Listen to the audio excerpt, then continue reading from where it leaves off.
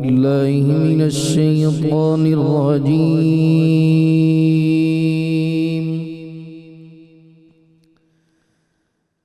بسم الله الرحمن الرحيم.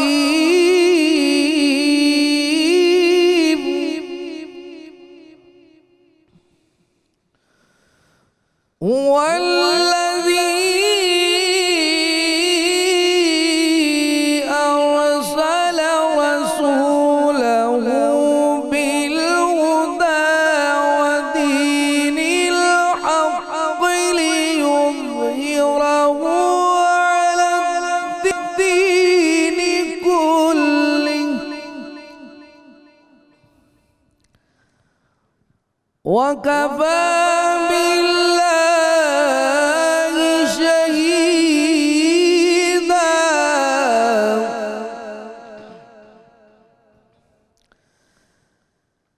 محمد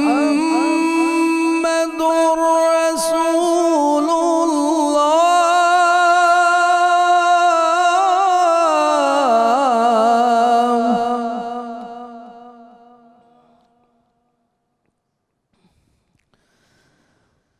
والذين معه أشداء على الكفار رحماء بينهم تراهم ركعا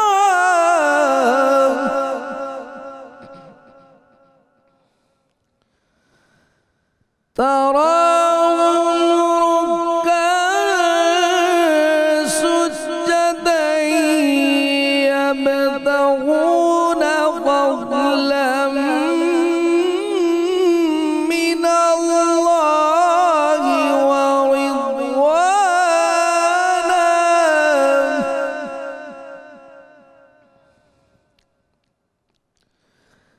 سيماهم في وجوههم من أثر السجود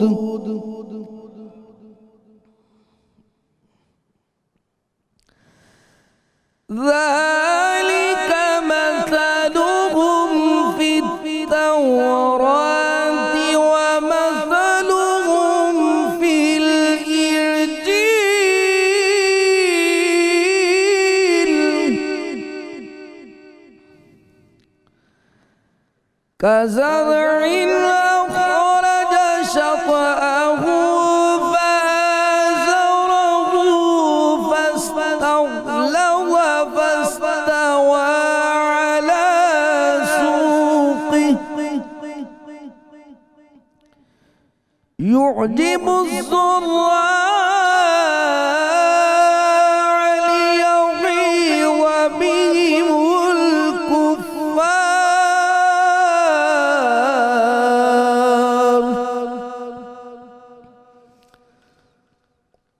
وعد الله الذين آمنوا وعملوا الصالحات منهم مغفرة وأجرا عظيما.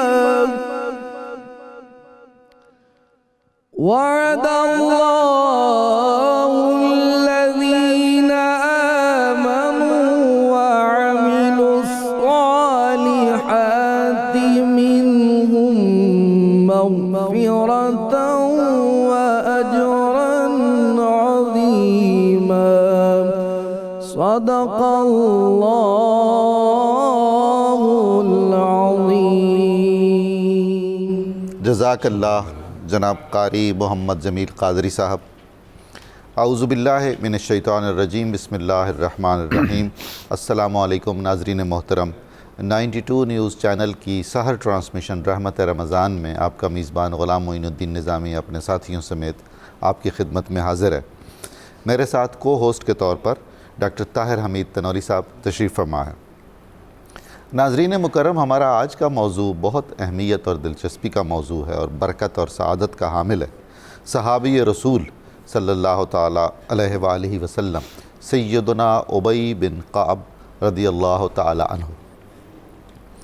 رسول کریم صلی اللہ علیہ وآلہ وسلم نے اپنے پیارے صحابہ کو نجوم ہدایت فرمایا ہے، ہدایت کے ستارے، ہدایت کی کہکشاں۔ آپ نے فرمایا کہ جس کی بھی آپ پیروی کریں آپ ہدایت یافتہ ہوں گے۔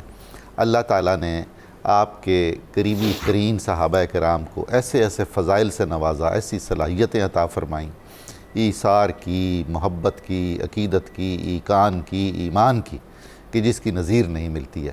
وہ جو فارسی میں کہا جاتا ہے نا کہ ہر گل ایرا رنگ و بوئی دیگر است، وہ اس پر صادق آتا ہے کہ بارگاہ رسالت میں بیٹھنے والے چمنستان نبوت کے ان پھولوں میں سے ہر پھول کا ایک جدا گانہ رنگ اور جدا گانہ خوشبو ہے۔ حضرت ابی بن کعب کا شمار بھی اکابر صحابہ میں ہوتا ہے۔ آپ انصاری تھے، خزرجی تھے اور بہت ہی مشہور و معروف صحابی اس اعتبار سے تھے کہ سید القراء ان کا لقب ہے۔ رسول کریم صلی اللہ علیہ وآلہ وسلم کے عہد مبارک میں جتنی خدمت قرآن حضرت سیدنا ابی بن کعب سے ہوئی ہے شاید ہی کسی اور صحابی سے ہوئی ہوگی۔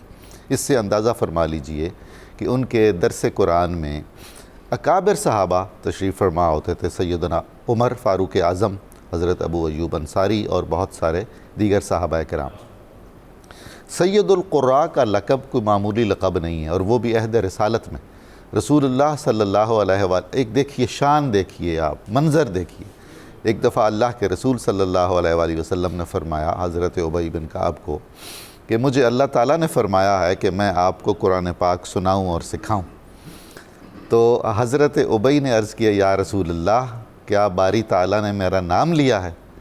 تو رسول اللہ صلی اللہ علیہ وآلہ وسلم نے فرمایا ہاں، اللہ نے تمہارا نام لیا ہے۔ دیکھیے اس سے بڑی کوئی سعادت ہوگی۔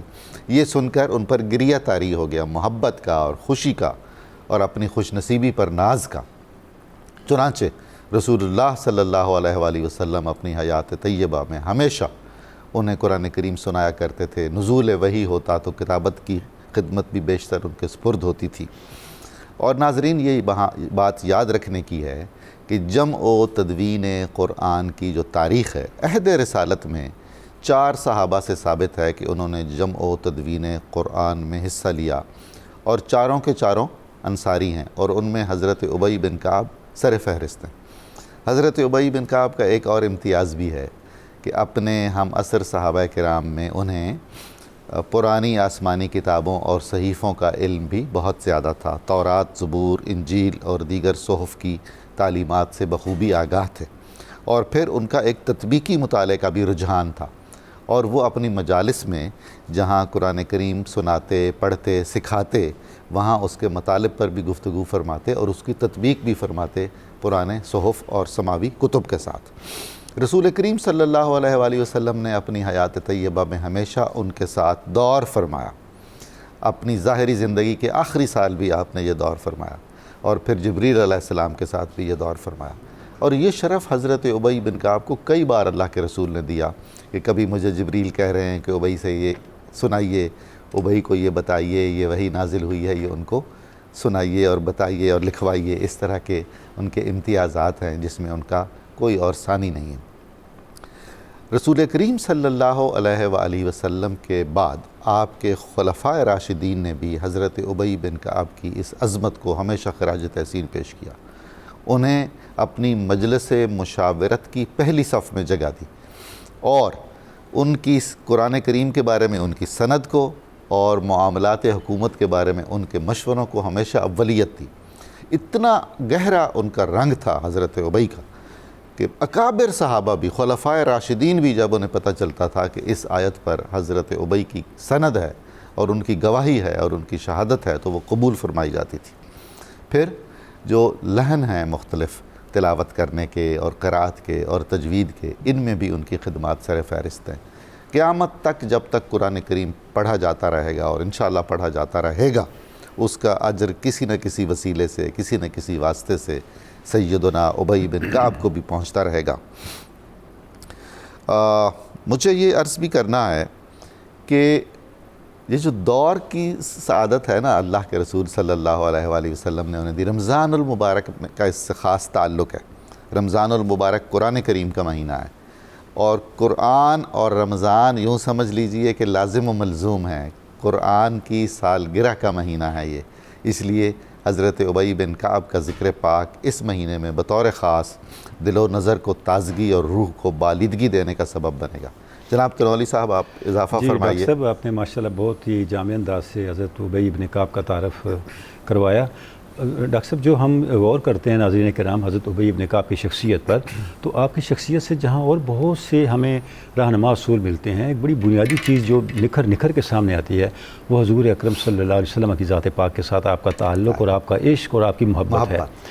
حضور صالح مآب صلی اللہ علیہ وسلم نے آپ کو بنو سعد کی طرف عامل بنا کے بھیجا، تو جب وہاں پر آپ نے ایک شخص سے 2 سال کا اونٹ لینا تھا حسب حکم، تو وہ اپنے سارے جانور لے آیا اور اس نے کہا کہ آپ جو پسند کر فرمانا چاہیں اس سے لے لیں۔ تو آپ نے 2 سالہ اونٹ نکالا اس میں سے، تو اس نے کہا اس کا کیا فائدہ ہے آپ کو، آپ کوئی بڑی اونٹنی لیں جو دودھ بھی دیتی ہو، سواری کے بھی قابل ہو۔ آپ نے فرمایا ایسا نہیں ہو سکتا، کیونکہ مجھے حضور صالح مآب کا یہ حکم نہیں ہے، جو حکم ہے میں نے وہی کرنا ہے۔ یعنی جو آپ صلی اللہ علیہ وسلم نے ارشاد فرما دیا اس پہ قائم رہنا، اور احتیاط کا یہ عالم قرآن مجید کے پڑھاتے تھے، قرآن مجید کی تدریس کرتے تھے، قرات اور تجوید سکھاتے تھے، تو مدینہ طیبہ سے باہر سے بھی لوگ سیکھنے کے لیے ان کے پاس آتے، شام سے لوگ آتے، اور جو باہر کے لوگ آتے وہ اکثر آ کے اساتذہ کی خدمت بھی کرتے تھے۔ شام کے لوگ ایک دفعہ پڑھنے کے لیے آئے، اور جب انہوں نے آپ سے حضرت ابی بن کعب سے قرآن مجید سیکھا، وہاں مدینہ کے کاتبوں سے سیکھا، تو ان کا طریقہ یہ تھا کہ پھر وہ کھانے پہ اپنے اساتذہ کو اور مدینہ طیبہ کے کاتبوں کو ساتھ بٹھا لیتے تھے۔ انہوں نے حضرت ابی بن کعب کو بھی بلایا، آپ نے فرمایا میں تو آپ کے ساتھ نہیں بیٹھوں گا، میں کوئی ہدیہ اس کے لیے قبول نہیں کرتا۔ ایک موقع پہ حضرت عمر نے پوچھا اہل شام کا کھانا کیسا ہوتا ہے، آپ نے فرمایا میں نے تو آج تک ان کے ساتھ کھانا نہیں کھایا۔ اللہ اکبر۔ یعنی کیا تقویٰ اور کیا آپ کی صالحیت۔ اور آخری بات جو میں عرض کرنا چاہوں گا کہ آپ صلی اللہ علیہ وسلم سے ایک مرتبہ کسی نے پوچھا کہ یہ جو مصیبتیں اور تکلیفیں آتی ہیں کیا ان کا اجر ہوتا ہے، آپ نے فرمایا اجر بھی ہوتا ہے، اور آپ ہماری جو خطائیں غلطیاں ہوتی ہیں ان کا کفارہ بھی ہوتا ہے۔ تو حضرت ابی بن کعب تشریف فرما تھے، آپ نے پوچھا آقا کیا تھوڑی تکلیف کا بھی یہی اجر اور یہی کفارہ کی کیفیت ہوتی ہے؟ آپ نے فرمایا ہاں، چاہے کانٹا ہی کیوں نہ چبھے۔ اب جو ایک فدائیت ہے اللہ اور اس کے رسول کے لیے اور آپ صلی اللہ علیہ وسلم کے فرامین پر یقین کا کیا عالم ہے۔ حضرت ابی بن کعب نے کہا اے اللہ پھر مجھے ہر وقت بخار رہے، سوائے اس کے کہ اتنا نہ ہو کہ میں حج، جہاد، عمرہ، نماز، روزے کے قابل نہ رہوں۔ اور زندگی بھر یہ کیفیت رہی، جب ان کے جسم پہ ہاتھ رکھیں تو ان کے جسم سے بخار کی حرارت محسوس ہوتی تھی۔ گویا صحابہ کرام ہر صحابی اور حضرت ابی بن کعب جن کا تذکرہ بھی آج ہم کر رہے ہیں، ہمیں ملتا کیا درس ہے؟ یقین، اس حد تک پہنچا ہوا یقین اللہ اور اس کے رسول کے فرامین پہ کہ اپنی ذات بھی پیچھے رہ جائے اور اس یقین کے برابر کسی چیز کے اوپر اعتماد اور یقین باقی نہ ہو کائنات کے اندر اور زندگی کے اندر، تو زندگی میں وہ برکتیں جو اللہ اور اس کے رسول کے تعلق کی ہیں وہ اس طرح نظر آتی ہیں پھر جس طرح صحابہ کرام کی زندگیوں میں تھیں۔ بہت شکریہ۔ بسم اللہ۔ ناظرین محترم، میں اپنے بہت ہی قابل احترام مہمانوں کا تعارف کرواتا چلوں۔ ہمارے ساتھ تشریف رکھتے ہیں پروفیسر محمد سعید احمد خان صاحب، آپ کی تشریف آوری کا بہت شکریہ۔ جناب علامہ ذوالفقار مصطفیٰ ہاشمی صاحب، آپ کی عنایت ہے، آپ تشریف لائے۔ آپ کی محبت۔ اور ناظرین، ہمارے ساتھ آپ کے اور میرے بہت ہی پسندیدہ قوال اور ثنا خان، عالمی شہرت کے حامل جناب شیر میاں داد خان صاحب بھی تشریف فرماتے ہیں، اور ان کے ساتھی بھی پورا گروہ ہے اور بہت ہی توانائی سے اور بشاشت سے اور شگفتگی سے موجود ہیں ہمارے ساتھ۔ ہم ان سے بھی کلام سنیں گے اور اس طرح یہ محفل رنگ و نور مہکتی رہے گی انشاءاللہ العزیز۔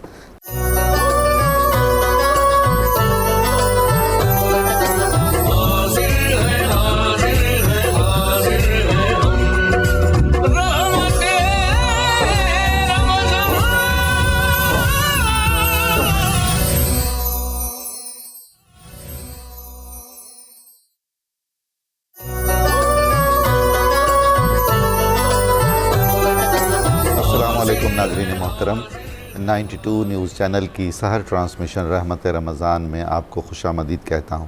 ابھی ہم قوالی سن رہے تھے، بہت ہی وجد انگیز، اس سے روح کو مسرت مل رہی تھی اور ایسی کچھ کیفیات طاری ہو رہی تھی کہ مجھے 2 شعر یاد آ رہے تھے۔ ایک تو حضرت امیر خسرو کا ہے، فارسی شعر ہے، اور دوسرا شعر ہے حضرت احمد ندیم قاسمی کا اردو شعر۔ میں دونوں شعر سنا کے پھر ہم اپنے علماء سے گفتگو کا آغاز کرتے ہیں۔ شعر سنیے، کمال ہے۔ حضرت امیر خسرو فرماتے ہیں آفاق ہا گردیدہ ام مہر بتان ورزیدہ ام بسیار خوبان دیدہ ام اما تو چیزیں دیگری۔ میں نے بہت ملکوں کی سیر کی ہے، دنیا گھوما ہوں، طرح طرح کے محبوب دیکھے ہیں، ایک سے بڑھ کر ایک محبوب دیکھا ہے، لیکن آپ جیسا کوئی نہیں دیکھا، آپ چیز ہی اور ہے، آپ جیسا کوئی پیدا نہیں ہوا۔ اور احمد ندیم قاسمی نے کتنا خوبصورت کہا ہے، تجھ سے پہلے کا جو ماضی تھا ہزاروں کا سہی، اب جو تا حشر کا فردہ ہے وہ تنہا تیرا۔ سبحان اللہ۔ کیا بات ہے، سبحان اللہ سبحان اللہ۔ پروفیسر سعید صاحب، حضرت ابی ابن کعب کا نام و نسب، آپ کا ابتدائی تعارف، خاندانی پس منظر ارشاد فرمائیے۔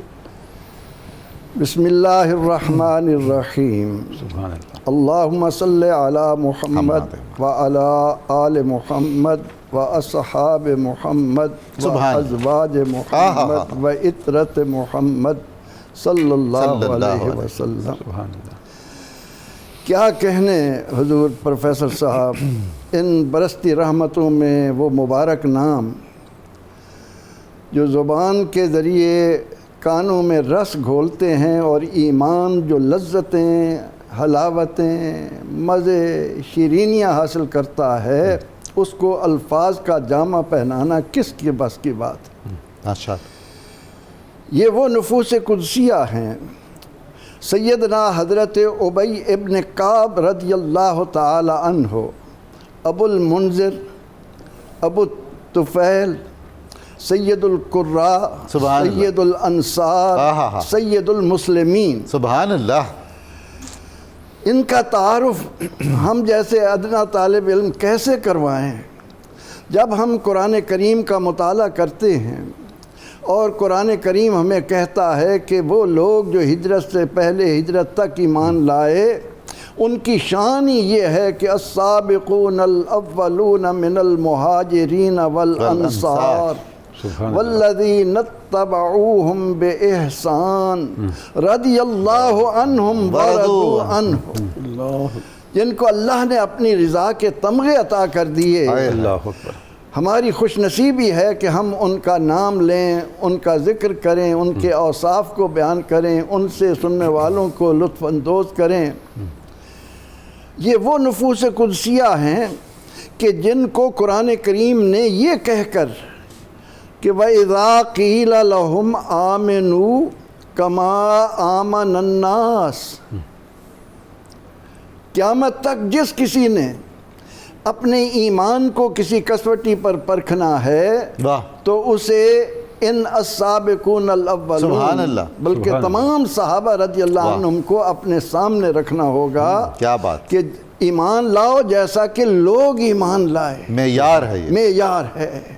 ان ایمان والوں میں سیدنا حضرت ابی ابن کعب رضی اللہ عنہ کا جو خاندانی تعارف ہے، آپ کا تعلق قبیلہ بنو خزرج سے ہے۔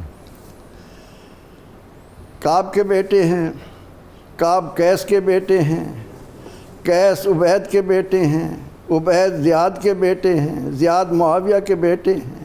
اس طرح 9 واسطوں سے یہ خزرج الاکبر تک پہنچتے ہیں۔ اچھا، اب ایک ان کے ساتھ قبیلہ ہے اوس۔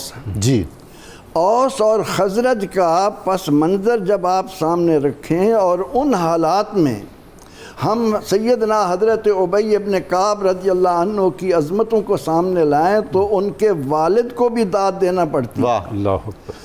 کیونکہ اوس اور خزرج جو مدتوں سے بات بات پر لڑائی شروع کرتے اور 40 سال تک تمہارے اونٹ نے میری اونٹنی سے پہلے پانی کیوں پیا، تمہارا گھوڑا میرے گھوڑے سے آگے کیوں نکلا۔ جس معاشرے میں جہالت اتنی انتہا پر ہو کہ ذرا سی بات پر آپس میں جھگڑا شروع کریں اور سال ہا سال تک ایک دوسرے کے آدمی مارتے رہیں اور اس طرح کے پھر جا کر قبریں گنیں اللہ اکبر، اور کہیں کہ جن کی قبریں زیادہ ہیں وہ بڑا بہادر ہے کہ اس نے اتنے مروائے ہیں، اس کے اتنے قتل ہوئے ہیں، دوسرا تو بزدل ہے۔ اس ماحول میں سیدنا حضرت ابی ابن کعب رضی اللہ عنہ کا حضرت سہیلہ اور کعب کے گھر تشریف لانا اور اس پس منظر کے باوجود کعب کا آپ کو علم کے زیور سے آراستہ کرنا، سبحان اللہ، واقعی اور ایسے علم سے آراستہ کرنا جو غائبانہ طور پر بھی، یعنی تورات اور انجیل جیسا کہ آپ نے ذکر کیا، اب ان کتابوں کا مطالعہ کرنے والا کیا ممکن ہے کہ رسول اکرم رحمت عالم صلی اللہ علیہ وسلم کا کامل تعارف اس کو میسر نہ آئے؟ اللہ اکبر، یہ ساری انہی کی تیاریاں ہو رہی انہی کی تیاریاں ہو رہی ہیں۔ یعنی اللہ تعالیٰ نے جس منصب کے لیے اپنے جس بندے کو چننا ہے، اب تورات اور انجیل کے بارے میں قرآن کبھی تو یہ کہے کہ یجدونہ مکتوبا عندہم فی التوراۃ والانجیل، یہ تورات اور انجیل میں میرے محبوب کا وصف پاتے ہیں، لکھا ہوا نام پاتے ہیں۔ کہیں قرآن کہے کہ الذین آتیناہم الکتاب یعرفونہ کما یعرفون ابناءہم۔ اللہ اکبر، انجیل اور تورات کو پڑھنے والا حبیب کبریا شافع روز جزا صلی اللہ علیہ وسلم کو اس طرح پہچانتا ہے جس طرح کے والدین اپنی اولاد کو پہچانتے ہیں۔ سیدنا حضرت ابی ابن کعب رضی اللہ عنہ، جنہیں سید الانصار ہونے کا شرف تو تھا ہی، لیکن ساتھ سید القراء بننے کا جو وصف حاصل ہوا، اور پھر آج ہم یہ جتنی رحمتیں اور برکتیں راتوں میں تراویح کی صورت میں سمیٹ رہے ہیں، سبحان اللہ، اس میں حضرت ابی ابن کعب نے آگے چل کر امت کو جو وافر حظ دینا تھا، نصیبہ دینا تھا، حصہ دینا تھا، سبحان اللہ۔ تو اس طرح سے حضرت ابی ابن کعب رضی اللہ تعالیٰ عنہ نے قبیلہ خزرج میں آنکھ کھولی، اور آپ کے والد نے آپ کو لکھنا پڑھنا سکھایا، اور کمال یہ ہے کہ آپ تورات کے بہت بڑے عالم بن چکے۔ آپ گویا آپ کے فرمانے کے مطابق امام ائمہ تراویح بھی ہوئے، امام ائمہ تراویح بھی، اور اس مسند پر قیامت تک فائز رہے ہیں۔ اور پروفیسر صاحب اس ضمن میں ابو داؤد نے جو حدیث دی ہے اس میں واضح طور پر ہے کہ نبی اکرم رحمت عالم صلی اللہ علیہ وسلم مسجد نبوی میں آتے ہیں اور دیکھتے ہیں کہ ابی ابن کعب رضی اللہ عنہ کے پیچھے کچھ لوگ کھڑے ہو کر رمضان کی راتوں میں نماز پڑھ رہے ہیں، تو آپ نے پوچھا یہ کیا ہے؟ تو آپ صلی اللہ علیہ وسلم کو بتایا گیا کہ یا رسول اللہ صلی اللہ علیہ وسلم، وہ لوگ جو قرآن نہیں پڑھ سکتے ان کا نصیبہ کھلا ہے، ابی ابن کعب ان کو اکٹھا کر کے نوافل میں ان کو قرآن سنا رہے ہیں، ان کو قرآن سنانے کی سعادت حاصل کر رہے ہیں۔ اب یہ سن کر سرور دو جہاں صلی اللہ علیہ وسلم فرما دیتے، ابی یہ کیا بدعت تم نے شروع کر دی ہے؟ نہیں، نبی اکرم رحمت عالم صلی اللہ علیہ وسلم نے اس عمل کو دیکھ کر فرمایا قد اصابو، سبحان اللہ، یہ درست راہ پر چل پڑے، فرحت محسوس کی، اور فرمایا کہ نعم ما فعلو، سبحان اللہ، یہ کتنا اچھا ہے جو یہ کر رہے ہیں۔ تو ابی ابن کعب رضی اللہ عنہ نے حدیث تقریری کے طور پر واہ واہ، تراویح کی سنت قیامت تک آنے والے اہل ایمان کو عطا کر دی، یہ شرف بھی ان کے حصے میں۔ سبحان اللہ، سبحان اللہ، سبحان اللہ، سبحان اللہ۔ جی علامہ ذوالفقار مصطفیٰ ہاشمی صاحب کی طرف بڑھتے ہیں۔ جی علامہ صاحب، جیسے ابھی پروفیسر صاحب نے بڑی تفصیل سے ذکر فرمایا، حضرت ابی ابن کعب نے اسلام قبول کیا، اس کے بعد جو اسلام کے فروغ کے لیے کاوشیں کی، کاوشیں بھی ہیں، اور ان میں آپ صلی اللہ علیہ وسلم کے مزاج کی شناسائی بھی ہے۔ اب دیکھیں نا، انہوں نے ایک اقدام کیا اور آپ صلی اللہ علیہ وسلم نے اس کی تصویب فرمائی، اس کو درست قرار دیا۔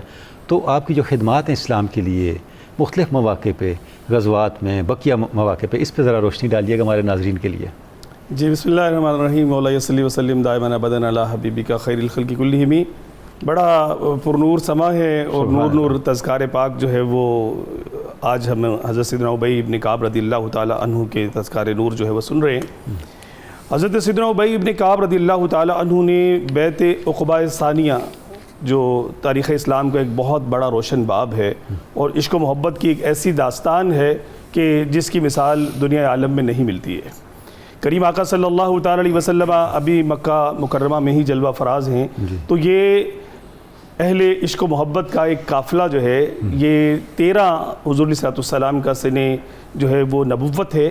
13ویں سن نبوت میں کوئی 70 75 یا 72 لوگوں کا قافلہ یہ حج کے موقع پر مدینہ منورہ سے جو اس وقت یثرب کہلاتا تھا مکہ مکرمہ پہنچتا ہے. اور بعض سیر نگاروں نے لکھا کہ اسی قافلے میں حضرت سیدنا ابی ابن کعب رضی اللہ تعالیٰ عنہ بھی شریک سفر تھے. آپ اس میں موجود تھے؟ جی ہاں. اور بعض نے اس کو ڈینائی بھی کیا ہے، لیکن یہ بات تو مسلمہ ہے کہ حضرت سیدنا ابی ابن کعب رضی اللہ تعالیٰ عنہ السابقون الاولون میں اس طرح سے شامل ہیں کہ آپ نے حضور علیہ السلام کے سفر ہجرت فرمانے سے پہلے ایمان قبول کر لیا. سبحان اللہ، آپ اسلام قبول کر چکے تھے، دامن مصطفیٰ سے جو ہے وہ غلامی کا پٹا پہن کے حضور علیہ السلام کے غلاموں میں شامل ہو چکے تھے. اللہ. اگر میں یہاں پر تھوڑا سا ناظرین کی دلچسپی کے لیے بات کروں تو میں یہ کہوں گا کہ بیت عقبہ ثانیہ جو ہے اس کو ضرور پڑھنا چاہیے. ٹھیک ہے. اور وہاں جو حضور علیہ السلام کے ساتھ رات کی تنہائی میں کہ جب 3 تہائی رات جو ہے وہ گزر چکی تھی اور یہ قافلہ عشق و مستی جو ہے یہ اپنے خیموں سے نکلتا ہے اور حضور علیہ السلام کے ساتھ طے شدہ منصوبے کے مطابق جو ہے ایک گھاٹی میں اترتے ہیں اور حضور صلی اللہ علیہ وسلم کے ساتھ بیٹھ کے کچھ جو ہے وہ راز و نیاز کی باتیں ہوتی ہیں. اور پھر کریم آقا صلی اللہ تعالیٰ علیہ وسلم کے ہاتھوں میں ہاتھ دے کے یہ بیعت کر کے دامن مصطفیٰ صلی اللہ علیہ وسلم سے وابستہ ہوتے ہیں. یہ وہی موقع ہے جب حضرت عباس بھی ساتھ ہیں؟ جی حضرت عباس حضور صلی اللہ علیہ وسلم پر اگرچہ اس وقت تک باقاعدہ مطلب ایمان نہیں لائے تھے، لیکن آپ اپنے بھتیجے کی حفاظت کے لیے، ان کی خیر خواہی کے لیے اس وقت بھی حضور علیہ السلام کے دم قدم تھے. اور بڑی ایک نورانی رات ہے اور بڑی اس کی راز و نیاز کی باتیں ہیں، وہ اگرچہ اس کی تفصیل کا موقع نہیں ہے، لیکن میں ناظرین کی دلچسپی کے لیے بات کہنا چاہوں کہ اس کو ضرور پڑھیے بیت عقبہ ثانیہ کو. اور پھر یہی قافلہ عشق و مستی جو ہے وہ لوٹ کر مدینہ منورہ جاتا ہے، لیکن اس سے پہلے حضور علیہ السلام کو یہ اس بات پر جو ہے وہ گزارش پیش کرتے ہیں، دعوت پیش کرتے ہیں کہ آپ ہمارے ہاں تشریف لے آئیے. حضور علیہ السلام پھر ان کی اس دعوت کا خیال رکھتے ہوئے ایک وجہ یہ بھی ہے کہ آپ سفر ہجرت فرماتے ہیں. حضرت سیدنا ابی ابن کعب رضی اللہ تعالیٰ عنہ دامن مصطفیٰ صلی اللہ علیہ وسلم سے وابستہ ہوئے اور بس پھر حضور علیہ السلام کے ہی ہو گئے. اللہ اکبر. اس طرح سے کہ آپ کے سیر نگاروں کو یہ لفظ لکھنے پر مطلب کہہ لیجئے کہ مجبور ہونا پڑا کہ اس وقت کہ جب حضور علیہ السلام ہجرت کر کے مدینہ منورہ جو ہے وہ اپنے نزول جلال فرما لیا، تو اس وقت کہ جب مہاجرین صحابہ کرام تجارت میں مصروف ہوتے تھے اور انصار صحابہ کرام کھیتی باڑی میں مصروف ہوتے تھے، لیکن اس گھڑی میں سیدنا ابی ابن کعب رضی اللہ تعالیٰ عنہ جو ہے وہ ہر وقت حضور علیہ السلام کی مجلس اور صحبت میں حاضر رہتے. سبحان اللہ، سبحان اللہ. آپ نے اپنی زندگی کا مطمع نظر، مقصود منزل جو ہے وہ یہی بنا لیا تھا کہ بس مجھے اب حضور علیہ السلام کی صحبت جو ہے اس پہ مداومت کرنی ہے. سبحان اللہ. پیارے کریم آقا صلی اللہ تعالیٰ علیہ وسلم آپ کی اس شوق، اس محبت، اس جانثاری، اس تعلق، اس عشق کو دیکھ کے آپ نے بھی اپنا دامن کرم جو ہے وہ آپ کے لیے خوب وا کیا اور خوب نوازشیں اور عنایتیں فرمائی. آپ سیدنا ابی ابن کعب رضی اللہ تعالیٰ عنہ کو یہ درجہ بارگاہ مصطفیٰ کریم آقا صلی اللہ علیہ وسلم میں قبلہ پروفیسر حاصل تھا کہ آپ کو اذن عام تھا کہ جب چاہو جو چاہو پوچھو. سبحان اللہ. جو چاہو پوچھو. اور پھر حضور علیہ السلام کرم بالائے کرم فرماتے ہوئے اس طرح سے نوازشیں فرماتے تھے کہ کبھی حضور علیہ السلام بغیر پوچھے ہی بڑے بڑے اسرار و رموز سیدنا ابی ابن کعب رضی اللہ تعالیٰ عنہ کے سینے میں انڈیل دیتے. سبحان اللہ. اور حضرت سیدنا ابی ابن کعب رضی اللہ تعالیٰ عنہ کے ان فضائل اور کمالات جو علمی حوالے سے ہیں اس پر بھی انشاءاللہ بات کریں گے. غزوات میں آپ کی شرکت کے حوالے سے آتا ہے کہ آپ نے غزوہ بدر جو مسلمانوں کی پہلی حق و باطل کی جو ہے وہ مارکہ جنگ ہے، اس سے لے کر غزوہ طائف تک تمام غزوات میں حضور علیہ السلام کے شانہ بشانہ شرکت کی اور حضور علیہ السلام پر اپنی جانثاری جو ہے اس کا ایک خوبصورت مظاہرہ پیش کیا. اور خاص طور پہ غزوہ احد کے موقع پر حضرت سیدنا ابی ابن کعب رضی اللہ تعالیٰ عنہ کو ایک بہت سخت زخم لگا کہ آپ کی مین آرٹری جو ہوتی ہے، جو مین رگ ہوتی ہے خون کے چلنے کی، وہ جو ہے وہ کٹ گئی اور اس سے کافی خون بہا، بڑی آپ کا نکاہت طاری ہو گئی. اور باوجود کوشش کہ وہ بند نہیں ہوتی تھی، بڑی مشکل سے حضور علیہ السلام نے کسی ماہر طبیب کو جو ہے وہ طلب فرمایا اور اس نے آ کر اس کو مطلب کہ پیوند کیا، اس کو کچھ کاٹ ہے اس کی. اور پیارے آقا صلی اللہ تعالیٰ علیہ وسلم نے حضرت سیدنا ابی ابن کعب رضی اللہ تعالیٰ عنہ کی اس وقت خود جو ہے وہ خبرگیری، تیمارداری کرتے ہوئے، بلکہ میں کہوں گا مرم پٹی فرماتے ہوئے حضور علیہ السلام نے اس رگ کو بند کرنے کے لیے خود اپنے ہاتھوں سے اس کو داغا۔ اللہ یہ ہے حضور مسیحائے دو عالم نے اللہ سبحان اللہ، دفاع فرمائی۔ غلاموں پر ظاہری اور باطنی مسیحائی، کیا بات، غلاموں پر اس قدر کرم نوازیاں کہ اپنے ہاتھوں سے داغ کے اس خون کو پھر آپ نے بند فرمایا۔ اور اس طرح سیدنا ابی بن کعب رضی اللہ تعالیٰ عنہ ہمیں صرف مکتب میں اور مدرسے میں حضور صلی اللہ علیہ وسلم کی میدان جہاد قال میں کی باتیں میں سناتے ہوئے نظر نہیں آتے، بلکہ میدان عمل میں، میدان جہاد میں بھی نظر آتے ہیں۔ آقا کریم صلی اللہ علیہ وسلم اپنی جان نچھاور کرتے ہیں۔ سبحان اللہ، ماشاءاللہ، بہت خوب۔ سبحان اللہ۔ پروفیسر صاحب، حضرت ابی کو جو بے مثال محبت تھی رسول اللہ صلی اللہ علیہ وآلہ وسلم، خزرج کی جو شاخ بنو نجار ہے اس میں ویسے بھی رسول اللہ صلی اللہ علیہ وآلہ وسلم اور آپ کے خانوادے سے بہت گہری عقیدت ملتی ہے۔ ہجرت کے موقع پر بنو نجار ہی کی تو وہ بچیاں تھیں جو گیت گا رہی تھیں، استقبالیہ گیت۔ تو حضرت ابی کی محبت رسول صلی اللہ علیہ وآلہ وسلم کے بارے میں کچھ ارشاد فرمائیے۔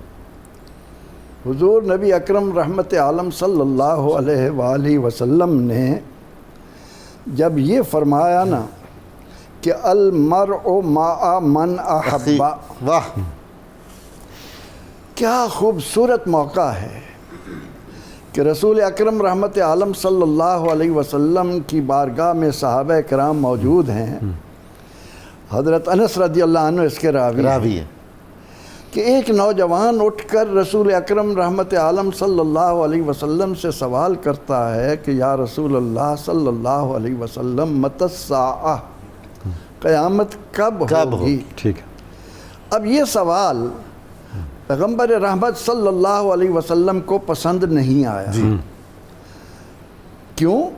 اس لیے کہ دنیا کی زندگی کا ایک لمحہ آخرت کے 1000 سال سے بہتر ہے۔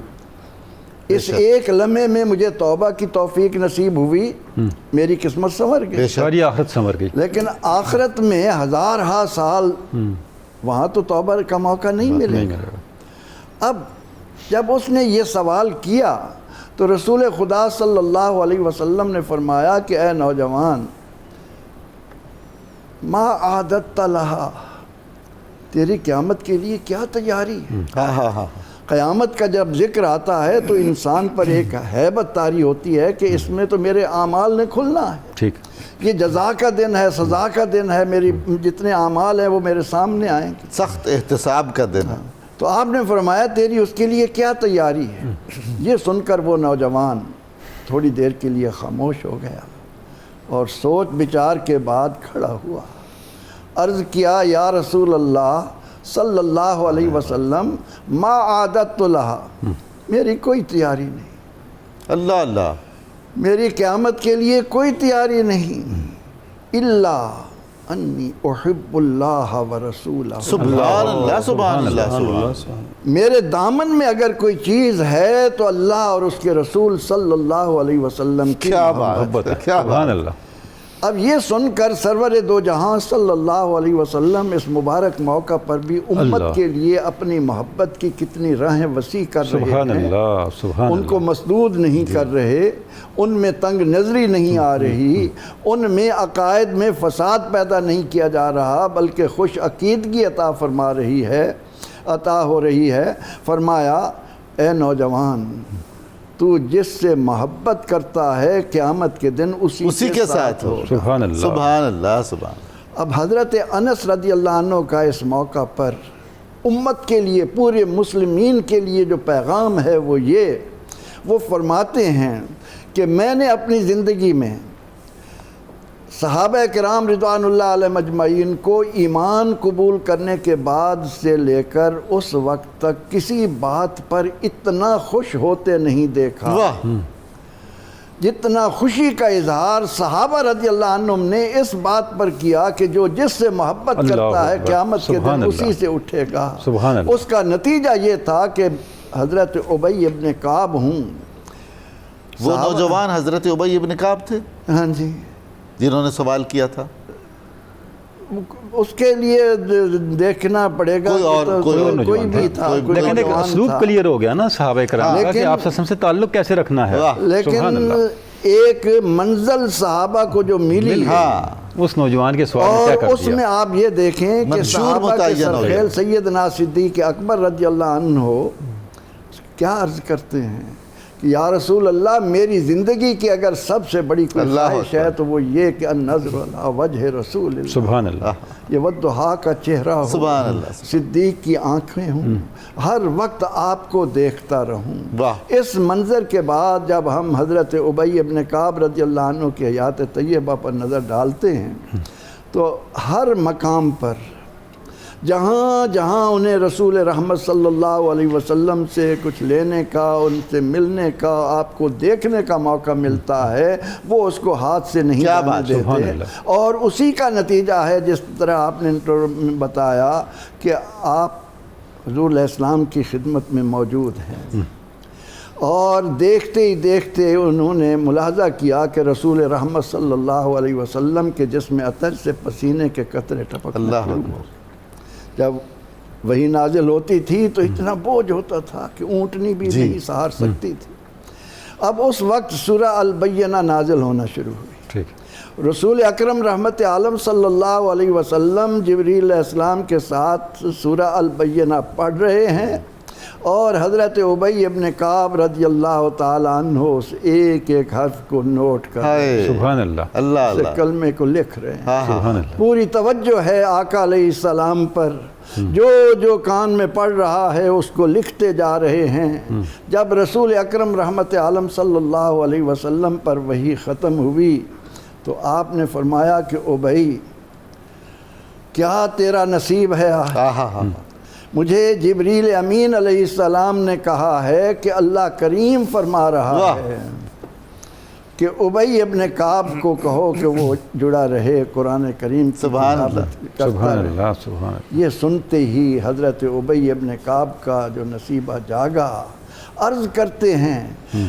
یا رسول اللہ صلی اللہ علیہ وسلم، سبحان اللہ، کیا اللہ نے میرا نام لیا؟ ہائے، اللہ اکبر، آپ کو میرا نام لے کر کہا ہے۔ کیا بات، سبحان اللہ، سبحان اللہ، غزوہ تبوک پر ہم دیکھتے ہیں صدیق اکبر رضی اللہ عنہ جی، کہ جب انہوں نے ٹاٹ اوڑھا ہوا ہے، سارا کچھ لا کر پیش کر دیا، اور جبریل امین علیہ السلام ویسا ہی لباس پہن کر آئے اور آ کر کہا کہ اللہ صدیق اکبر کو سلام بھیج سبحان رہا اللہ، ہے سبحان اللہ، اور فرما رہا ہے کہ ان سے پوچھو کہ وہ مجھ اللہ سے اس حال میں راضی ہیں، ناراض تو نہیں۔ ہائے، اور اس پر صدیق اکبر رضی اللہ عنہ فرماتے ہیں آسخط عن ربی ان ربی راض ان ربی راض، بندے کے لیے اس سے بڑی معراج اور کوئی ہو نہیں سکتی، سبحان اللہ، بندے کے لیے سعادت کا اس سے بڑھ کر کوئی مقام ہو نہیں سکتا کہ اللہ کا سلام آئے کیا بات، اور اللہ پوچھے کہ تم اس حال میں مجھ سے راضی ہو، ناراض تو نہیں۔ تو آج سیدنا حضرت ابی ابن کعب جو اپنا ہر لمحہ، ہر توجہ رسول اللہ صلی اللہ علیہ وسلم پر نثار کر رہے سبحان ہیں، اللہ، ان کو جب دامن بارگاہ رسالت سے ان کے دامن میں یہ بات آتی ہے کہ اللہ نے تمہارا نام لے کر کہا ہے، سبحان تو اللہ، اسے سنتے ہی خوشی کے مارے آنکھوں سے آنسو آنسو، سبحان کیا اللہ، بات، سبحان اللہ، سبحان بہت شکریہ۔ ناظرین کرام، ہمیں ایک مختصر وقفہ لینا ہے، ہم بہت جلد دوبارہ حاضر خدمت ہوں گے، آپ ہمارے ساتھ رہیے گا۔ یہ محبت کا تذکرہ، عقیدت کا تذکرہ اور نور و نکھت کی باتیں جاری رہیں گی، آپ ہمارے ساتھ رہیں گے۔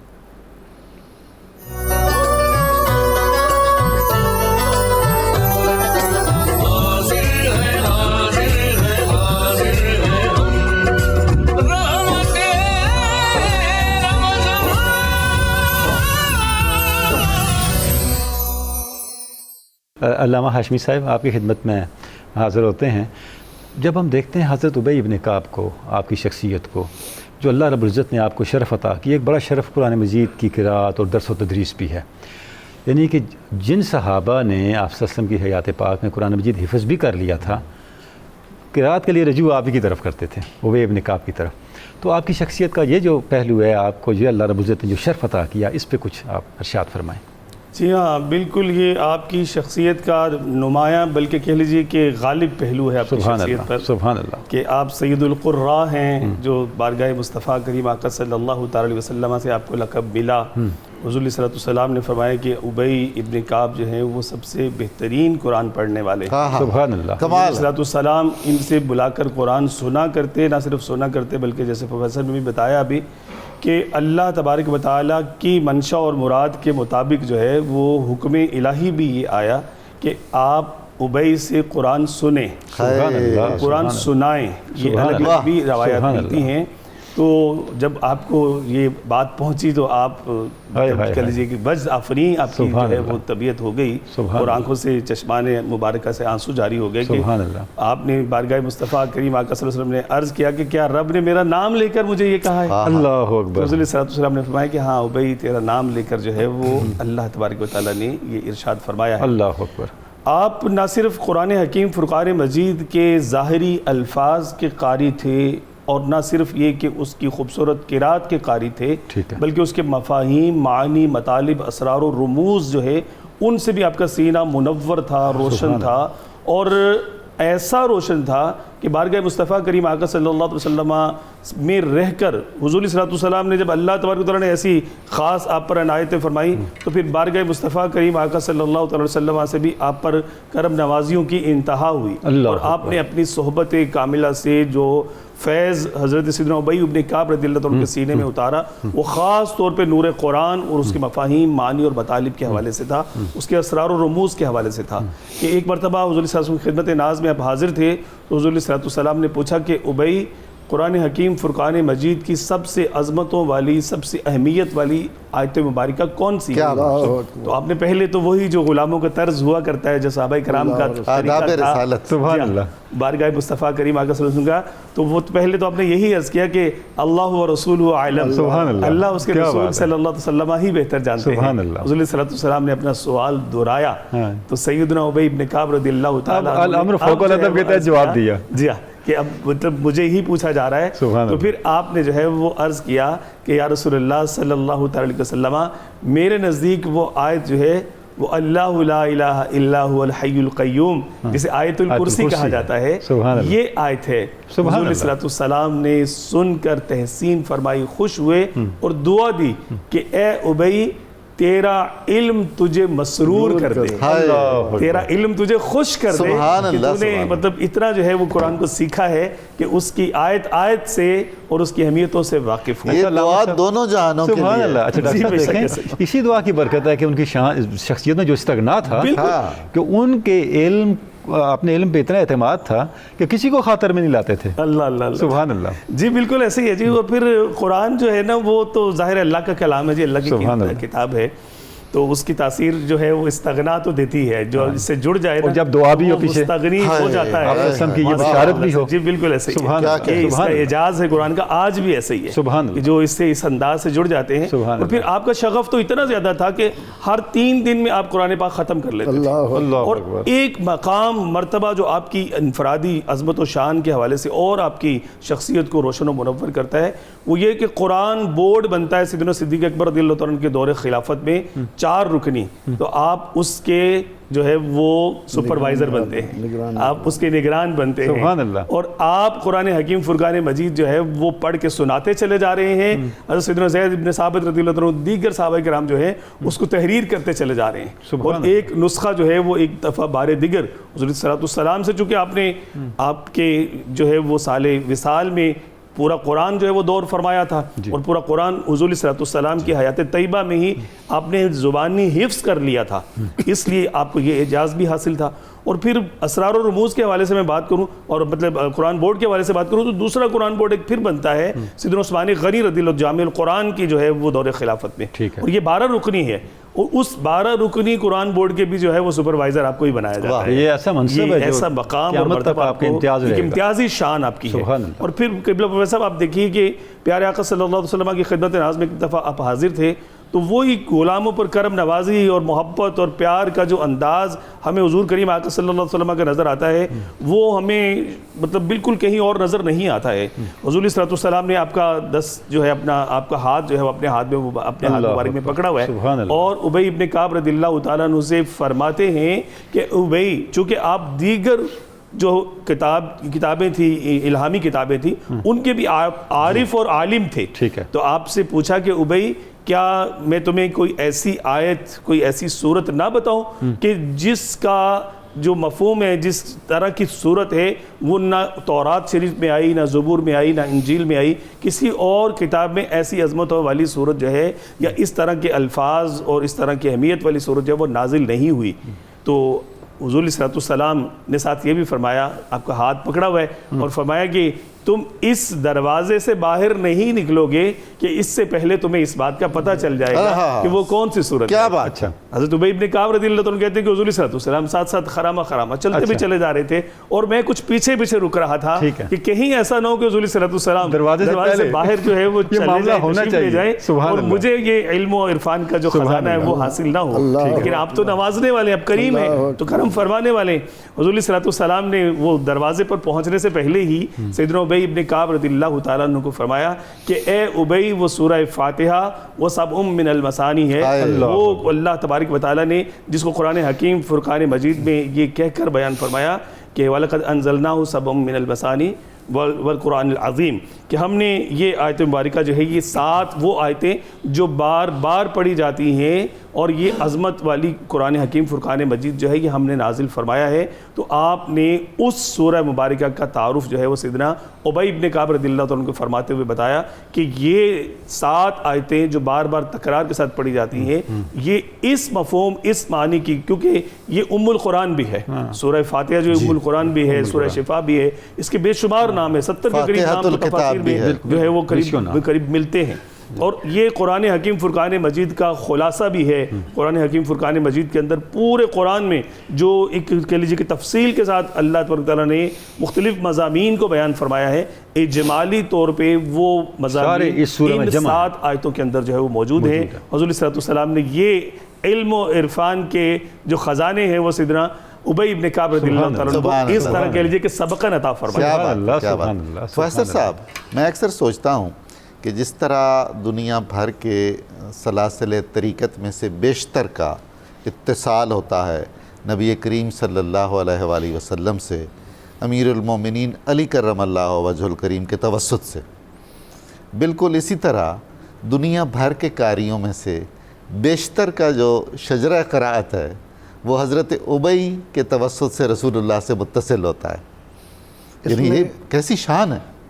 یہی وہ عظمت ہے جو حضرت ابی ابن کعب رضی اللہ عنہ کو دیگر صحابہ کرام رضوان اللہ علیہ مجمعین میں ایک امتیاز سے نوازتی ہے۔ ابھی یہ جو ذکر ہوا کہ رسول رحمت صلی اللہ علیہ وسلم کی حیات طیبہ میں آپ نے مختلف کاتبین مقرر کر رکھے تھے، اور ان میں بھی سیدنا ابی ابن کعب رضی اللہ عنہ سر فہرست ہمیں نظر آتے ہیں خلفائے راشدین کے بعد۔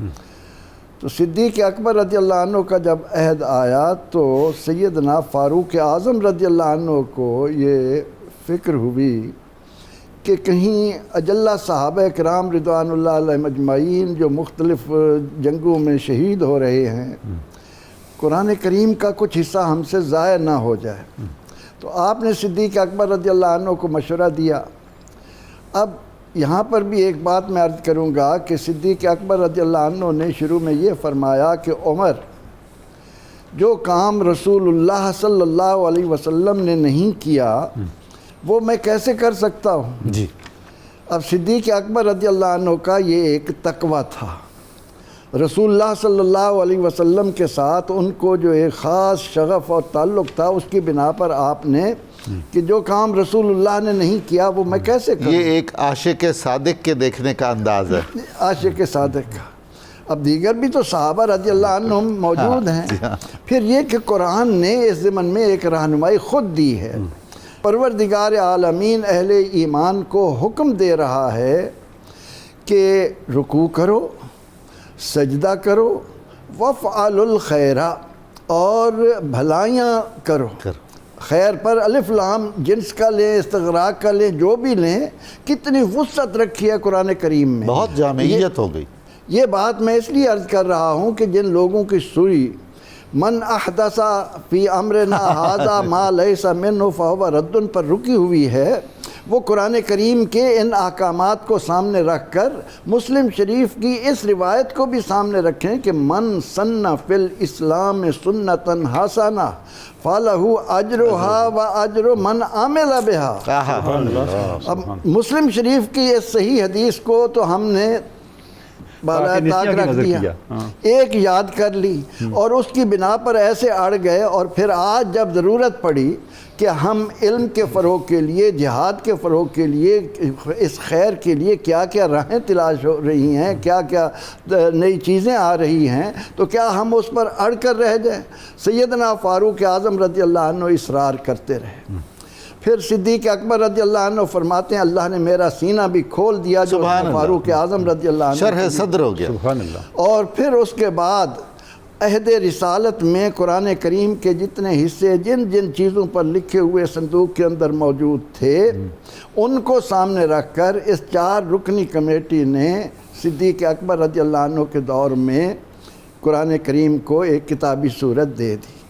لیکن قرآن کریم چونکہ 7 احرف 7 قراتوں میں آیا ہے، تو سیدنا فاروق اعظم رضی اللہ عنہ کے سامنے اس طرح کا جو بھی اختلاف ہوتا آپ ابی ابن کعب کی طرف رجوع کرتے ہیں، اور بعض اوقات اس چیز کو سمجھنے کے لیے خلیفہ وقت امیر المومنین ابی ابن کعب رضی اللہ عنہ کے دروازے پر، سبحان اللہ، اور ابی ابن کعب رضی اللہ عنہ اپنے جس کام میں مصروف ہوتے اس وقت یہ ظاہر نہیں ہونے دیتے تھے کہ میرے پاس امیر المومنین چل کر آئے ہیں، بلکہ انہیں ناز تھا کہ سرور دو جہاں صلی اللہ علیہ وسلم نے مجھے کن کن اعزازات سے نوازا ہے۔ عمر فاروق رضی اللہ عنہ وہاں جا کر تسلی کرتے، ان سے پوچھتے، وہ جب رائے دیتے کہ یہ اس طرح ہے تو ان کو تشفی ہوتی، تسلی ہوتی۔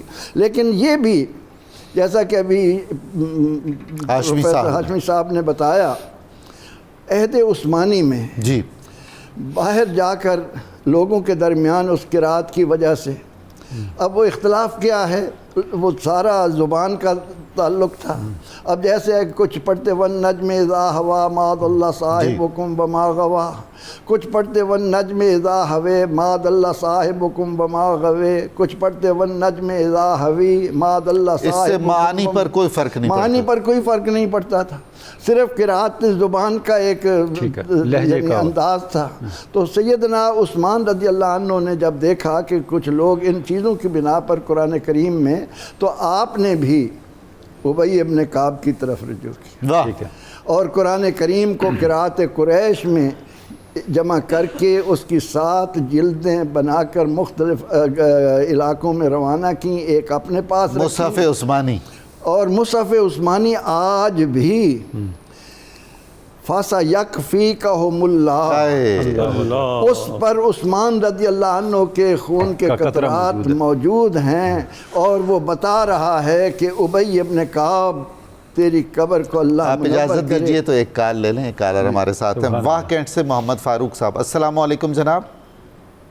وعلیکم السلام جناب، بہت بہت شکریہ آپ کا، آپ ساتھ ہوتے ہیں حاجی صاحب کے زمانے سے میں آپ کے پروگراموں میں شامل ہو رہا ہوں۔ بالکل ایسا ہی ہے، آپ سوال فرمائیے۔ یہ فدیہ اور زکوٰۃ کے بارے میں پتہ چلے، فطرانہ کے بارے میں آج کل جو کتنا ہوگا۔ جی بالکل ٹھیک ہے، عرض کرتے ہیں، میں بات مکمل کر لیں پروفیسر صاحب تو میں عرض کرتا ہوں۔ اب دوسرے لفظوں میں ہم جو جامع القرآن کہتے ہیں حضرت سیدنا عثمان ابن عفان کو، وہ ان معنوں میں ہے کہ آپ نے پہلے سے تدوین شدہ، مدون شدہ قرآن کریم کو قرأت قریش پر، املائے قریش پر اور لہجہ قریش پر منضبط کیا۔ اسی بنیاد پر آپ کو جامع القرآن کہا جاتا ہے، ورنہ قرآن کریم کو کتابی صورت تو صدیق اکبر رضی اللہ عنہ کے دور میں دے دی گئی اور وہ ام المومنین حضرت حفصہ کے پاس موجود بھی جی تھا۔ بالکل۔ تو سیدنا عثمان رضی اللہ عنہ نے یہ خدمات سر انجام دے کر جامع القرآن کا ایک اپنے لیے اعزاز جی اللہ اور اس کے رسول کی طرف سے پایا، اور امت ان کو یہ خراج عقیدت پیش کرتی رہے گی۔ تو سیدنا حضرت ابی ابن کعب رضی اللہ عنہ مرجع تھے تمام صحابہ رضی اللہ عنہ کے لیے قرآن کریم کی قرات کا، اس کی درستگی کا، اس کے کہاں کہاں کس کس آیت میں کس کس صورت کا حصہ ہونا ہے۔ ہم شیخ القرآن کہہ سکتے ہیں؟ شیخ القرآن بھی چھوٹا لفظ ہے. ہائے کیا بات ہے، سبحان اللہ. شیخ المشائخ قرآن. شیخ المشائخ قرآن ہم سبحان اللہ، کہیں سبحان کہ اللہ تعالیٰ کے محبوب علیہ الصلاۃ والتسلیم نے انہیں قرآن کریم کے ضمن میں جن اعزازات سے نواز دیا تھا، اور انہی کا یہ شرف ہے. جیسے آپ نے فرمایا کہ قرآن اور رمضان کا چولی دامن کا ساتھ ہے، آج بھی ہم جب تراویح میں قرآن کریم سنتے اور سناتے ہیں، یہ بھی یاد دلاتا ہے حضرت ابی ابن کعب رضی اللہ تعالیٰ عنہ کو کہ جب فاروق اعظم رضی اللہ عنہ نے سیدنا علی مرتضیٰ رضی اللہ عنہ کے مشورے سے، جی یعنی مشیر ہیں علی مرتضیٰ، قوت نافذہ ہیں عمر فاروق، اور اس پر عامل بھی ہیں عثمان ذی النورین رضی اللہ عنہ. بالکل. یہ تین نام میں ناظرین کے لیے اس لیے پیش کر رہا ہوں کہ ان تینوں کے بارے میں رب کریم کا ایک حکم ہمارے سامنے ہے. اللہ کریم فرما رہا ہے اطیعوا اللہ و اطیعوا الرسول و اولی الامر منکم. جی ہاں. اب جو مسلمان عمر رضی اللہ عنہ کو، حضرت علی مرتضیٰ رضی اللہ عنہ کو، حضرت عثمان رضی اللہ عنہ کو، ان تینوں حضرات رضوان اللہ علیہ مجمعین کو اولی الامر مانتا ہے، تو ان کے بارے میں اللہ نے یہ حکم دیا ہے کہ ان کی اطاعت کرو. اور ان تینوں نے قرآن کریم بھی ہم تک پہنچایا، اور اس کی حفاظت اور رمضان المبارک کی برکتوں سے رات کے قیام کی صورت میں رحمتیں لوٹنے کے لیے 20 تراویح بھی.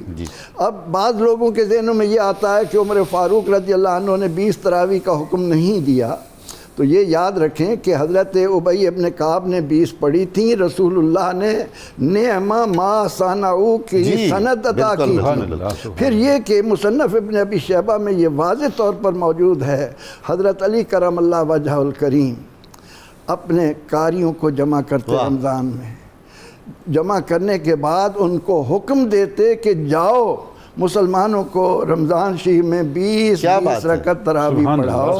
یہ اعزاز ہے سیدنا حضرت ابی ابن کعب رضی اللہ عنہ کی معرفت. یہ بات جاری رہے گی، آپ سے ہم استفادہ کریں گے. ابھی اس پر اور بھی کچھ باتیں کرنی ہیں. ناظرین مکرم، ہمیں ایک مختصر سا وقفہ کرنا ہے.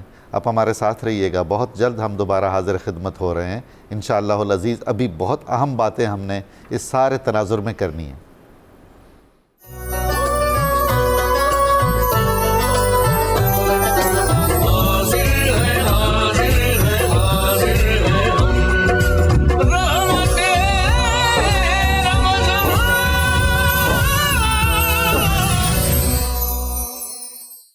جناب علامہ ذوالفقار ہاشمی صاحب جو سوال کیا تھا واہ کینٹ سے محمد فاروق صاحب نے کہ اس سال آج کل کے حساب سے فدیے کی رقم کیا ہوگی، فطرانے کی کیا ہوگی، اور یہ ہم کسے دے سکتے ہیں؟ جی 2025 یا 1446 کہہ لیجئے کہ جو سن ہے، اس میں جو نصاب مقرر کیا گیا مفتیان کرام کی طرف سے، تو وہ 240 روپے ہے گندم کے حساب سے. جی جو یہ ایک صدقہ فطر بھی ہے اور ایک فدیہ کی مقدار بھی ہے. ایک فدیہ کی مقدار بھی ہے اگر گندم کے حساب سے دیکھا جائے. اور اگر جو کے حساب سے دیکھیں گے تو یہ 700 روپے بنتے ہیں.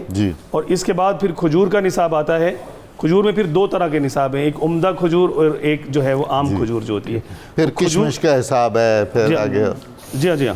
تو کھجور کے اعتبار سے جو ہے وہ 2400 روپے بنتا ہے عمومی کھجور کے اعتبار سے. اور اگر اجوا کھجور کے اعتبار سے دیکھیں تو پھر 19000 روپے بنتا ہے جو جی ایک فدیہ اپنے حسب استطاعت دینا چاہیے. یہ ایک اللہ کے راستے میں دینا ہے. اور خاص طور پہ رمضان میں تو اجر جو ہے وہ آپ دیکھیں کہ بڑا حقیقی معنی میں تعمیل بھی تبھی ہوگی. جی بالکل ایسی ہے. اور اسی طرح کشمش جو ہے اس کے حساب سے بھی بنتا ہے تو وہ 6000 روپے بنتا ہے. یہ میں اس میں ایک اضافہ کرنا چاہوں گا کہ جو فدیہ کے بارے میں عوام کا جو کانسیپٹ ہے وہ بڑا کلیئر ہونا چاہیے. 2 ایسے لوگ ہیں جو فدیہ دے سکتے ہیں. ٹھیک ہے. ایک تو شیخ فانی جو عمر کے اس حصے میں پہنچ گیا کہ اب وہ مطلب نہیں اس قابل ہوگا کہ کبھی وہ روزہ رکھ سکے تو وہ فدیہ دے دے گا. دوسرا ایسا مریض کہ جس کو طبیب نے یہ کہہ دیا کہ اب یہ تو علاج مرض ہے تیرا، یہ تیری ساری زندگی ایسے تیرے ساتھ چلے گا، اور وہ پھر اپنے روزوں کا فدیہ رمضان شروع ہوتے ہی دے سکتا ہے، دوران رمضان دے سکتا ہے. کسی مطلب کہہ لیجیے کہ 2 4 6 لوگوں کو بانٹ کر بھی دے سکتا ہے، ٹھیک ہے، یا پھر مطلب بائی پارٹ بھی دے سکتا ہے، جیسے 10 کا دے دے پھر 10 کا دے دے. بہت خوب. لیکن اس میں ایک ساتھ اور مسئلہ بھی ہے کہ اگر یہ کسی وقت میں اس قابل ہو گیا کہ یہ روزہ رکھ سکے موسم کے اعتبار سے، اپنی طبیعت کے اعتبار سے، تو پھر وہ حکم جو اس نے فدیہ دیا ہوگا وہ اس پر سے ساقط ہو جائے گا اور روزے کی فرضیت اس پر لوٹ آئے گی. پھر اس سے روزہ رکھنا ہوگا اور جو فدیہ یہ دے چکے ہوں گے وہ صدقہ ہو جائے گا. ٹھیک ہے، لیکن صحت بحال ہونے کے روزہ رکھنا ضروری ہے. ضروری ہے صحت، بلکہ صوموا تصحوا کا حکم ہے، روزہ رکھو صحت یاب ہو جاؤ گے. سبحان اللہ، سبحان اللہ، کیا بات ہے، کیا حسن ہے شریعت کا اور اللہ اور اس رسول کے احکام کا. اچھا علامہ ہاشمی صاحب، جب ہم حضرت ابی ابی بن کعب کو دیکھتے ہیں تو بہت سی شان اولیت آپ کو حاصل ہیں. آپ پہلے سید القراء ہیں، آپ پہلے امام ہیں نوافل میں قرآن مجید سننے کے اور سنانے کے، اور کاتب وحی بھی بعض روایات کے مطابق آپ پہلے ہیں، پہلے کاتب وحی ہیں. تو علامہ صاحب یہ جو آپ کی شان ہے، ہم دیکھتے ہیں کہ بڑے بڑے اکابر صحابہ بھی آپ سے کسب فیض کرتے تھے آپ کے انہی مراتب کی وجہ سے. تو اس پہ تھوڑی روشنی ڈالیے گا. جی اب ویسے یہ واقعی آپ کی بہت ہی جامع اور بالکل منفرد شان ہے جسے آپ نے فرمایا. تو یہ آپ پہلے کاتب وحی مدینہ عالیہ کے، جی مدینہ طیبہ کے آپ پہلے کاتب وحی ہیں، انصار میں سے ہیں. ٹھیک ہے، یہ آپ کو امتیاز حاصل ہے. اور میں آپ کی جب سیرت کا مطالعہ کر رہا تھا تو مجھے بڑی ایک حیرت انگیز بات بھی مطلب پڑھنے کو ملی کہ جہاں آپ پہلے کاتب وحی ہیں تو آخری کاتب وحی بھی آپ ہیں. یہ آپ کا ایک الگ کمال ہے، کاتبین ہے، خاتم الکاتبین بھی. آخری کاتب وحی بھی آپ ہیں کہ سب سے آخری جو وحی ہے وہ بھی حضرت سیدنا ابی بن کعب رضی اللہ عنہ نے جو ہے وہ تحریر فرمائی. اچھا اس میں ایک عجیب نکتہ ہے، چونکہ آپ نے ذکر کر دیا ڈاکٹر صاحب، پہلے یہ طریقہ نہیں تھا کہ کوئی کتاب لکھے تو آخر میں اپنا نام لکھے، جس کو آج کل ہم ترکیمہ کہتے ہیں. بالکل آپ نے شروع کیا، اور اب جتنے حفاظ قرآن مجید لکھا جاتا ہے یا کوئی بڑا لکھا جاتا ہے، کتاب لکھی جاتی ہے، یہ بھی انہی کی سنت ہے، وہ آخر میں کاتب کا نام لکھا جاتا ہے. سبحان اللہ، اللہ اکبر. جی تو یہ جہاں آپ کو امتیاز مطلب کتابت وحی کے حوالے سے حاصل ہے، تو آپ رضی اللہ تعالیٰ عنہ کی شخصیت کے حوالے سے آپ کے سیر نگاروں نے لکھا ہے کہ آپ مجمع البحرین تھے. اللہ اکبر. مجمع البحرین اس طرح سے کہ ایک طرف تو آپ کو قرآن حکیم فرقان مجید کی کتابت، اس کی قراءت، اس کے اسرار و رموز پر جو ہے وہ بڑا دسترس اور بڑا کمال حاصل تھا. اس کے ساتھ ساتھ آپ کو فقہ اور شریعت اسلامیہ کے مسائل پر بھی اسی طرح سے بہت زیادہ کمال حاصل، استنباط پر بھی آپ کی استنباط جو استخراج ہے مسائل کا، اس پر بھی بہت ملکہ تھا آپ کا. اور اس کی وجہ سے آپ دیکھیے کہ آپ خلفائے راشدین بالخصوص خلفائے الثلاثہ جو ہیں ان کے دور میں، ان کے ادوار میں آپ رضی اللہ تعالی عنہ کو مسند افتاء پر فائز کیا گیا. بالکل فتویٰ دیا جاتا، مستقل طور پر آپ مفتی مدینہ مقرر تھے اور آپ سے ہی فتویٰ کے لیے رجوع کیا جاتا تھا پورے عالم اسلام سے، کیونکہ کثیر فتوحات ہو چکی تھی. مختلف مسائل میں جو سائلین آتے وہ آ کر جو ہے وہ استفتاء آپ کی خدمت میں پیش کیا جاتا ہے. حضور والا وہ تقریباً 15-16 ممالک بنتے ہیں آج کے، یعنی اس دور. کیا بالکل ایسے ہی. تو مطلب کہہ لیجیے کہ آپ مطلب بین الاقوامی عالم اسلام کا اعتماد تھا، عالم اسلام کا اعتماد اور بین الاقوامی آپ کو مقام جو وزڈم تھی سب کا اعتماد تھا. جی بالکل ایسے ہی ہے. اور پھر آپ دیکھیے کہ آپ نے بلکہ ایک دفعہ سیدنا عمر فاروق اعظم رضی اللہ عنہ کی خدمت میں عرض کر دیا، کیا کمال بات ہے، کیا کمال بات ہے، اتنا لطف مجھے اس بات کا آیا. اور میں کہتا ہوں کہ اس لطف کو میں آج کے پروگرام کا اگر کہوں کہ کرکس ہے تو یقین کریں میرا دل یہی کہہ رہا ہے کہ آپ کو آپ نے سیدنا عمر فاروق اعظم رضی اللہ تعالی عنہ سے عرض کیا کہ اے امیر المومنین، آپ نے مجھے کوئی جو ہے وہ مملکت کے جو مختلف فرائض ہیں اس میں کوئی عملداری کے کسی عہدے پر مجھے فائز نہیں کیا. تو سیدنا عمر فاروق اعظم رضی اللہ تعالی عنہ نے ارشاد فرمایا کہ اے ابی ابن کعب، میں یہ چاہتا ہوں کہ آپ کا دین جو ہے اس میں دنیا ملوث نہ ہو جائے. اچھا آپ خالصۃ الدین کے لیے اپنے آپ کو، بڑی بات آپ نے ارشاد فرمائی. اس کا مطلب یہ ہوا وہ جو ریاستوں کے اندر ڈسٹریبیوشن آف پاورز کا اصول ہے حضرت عمر فاروق نے طے کر دیا. کیا بات، اگر آپ کے پاس اختیار ہوگا تو آپ استنباط صحیح نہیں کریں گے. کیا بات، استخراج صحیح نہیں کریں گے، قانون کی تعبیر و تشریح صحیح نہیں کریں گے، بالکل، کیونکہ وہ آپ کا عہدہ بھی ساتھ جڑا ہوا ہے. سبحان اللہ. اس کے لیے آپ کو فارغ کر دیا گیا, فارغ مطلب کر آپ بس اس پر اپنی توجہ دیجئے.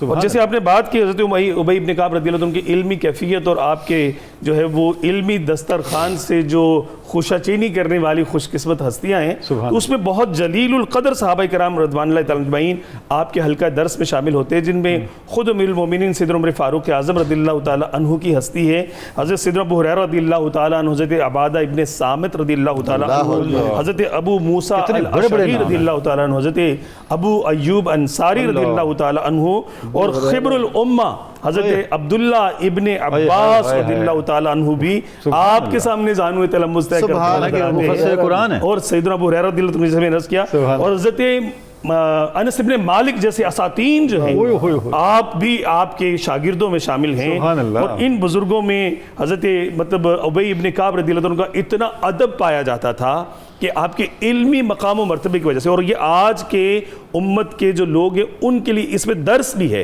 کہ اتنے بڑے بڑے اکابر اجلہ صحابہ حضرت ابی ابن کعب رضی اللہ عنہ کے مقام و مرتبے کے علمی مقام و مرتبے تو کچھ کالرز ہیں, ہم بات کر لیں ان سے, ان کا ہم سوال ہوگا, آپ سے جواب لے لیں گے, رہنمائی لیں گے. حاجی مشتاق صاحب ہمارے ساتھ ہیں بھکر سے. السلام علیکم حاجی صاحب. وعلیکم السلام ورحمۃ اللہ وبرکاتہ. سر میرا سوال یہ تھا کہ سر پر جو گنجا باندھ کے لیے جو بیگ لگاتے ہیں, بال مسلوئی لگواتے ہیں, اس سے غسل ہو جاتا ہے سر؟ جی ہم عرض کرتے ہیں, آپ علماء سے پوچھ کے آپ کا جواب دیتے ہیں. جناب حافظ حبیب صاحب ہیں لیا سے ہمارے ساتھ. حافظ صاحب السلام علیکم. السلام علیکم سر. کیا حال ہے جناب, فرمائیے کیا سوال ہے آپ کا؟ الحمدللہ سر, میں ایک نکاح خواہ ہوں. جی ٹھیک ہے نا. میرا سوال یہ ہے کہ اگر دولہا یا دلہن دونوں یا ایک گونگے یا بہرے ہوں تو اس کو کیسے ایجاب و قبول کرائیں؟ جی ٹھیک ہے, عرض کرتے ہیں. جی جناب آپ جاری رکھیے اپنی بات. جی ہاں, تو میں یہ بات کر رہا تھا کہ اتنے اجلہ صحابہ کرام رضوان اللہ اجمعین کے بارے میں آتا ہے کہ اکتساب علم کے لیے, حصول علم کے لیے, اکتساب فیض کے لیے یہ سیدنا ابی ابن کعب رضی اللہ تعالیٰ عنہ کے در دولت پر حاضر ہوا. آپ کے مطلب شان علم ہے نا, کرام علم, وہاں سے جا کر اکتساب فیض کرتے.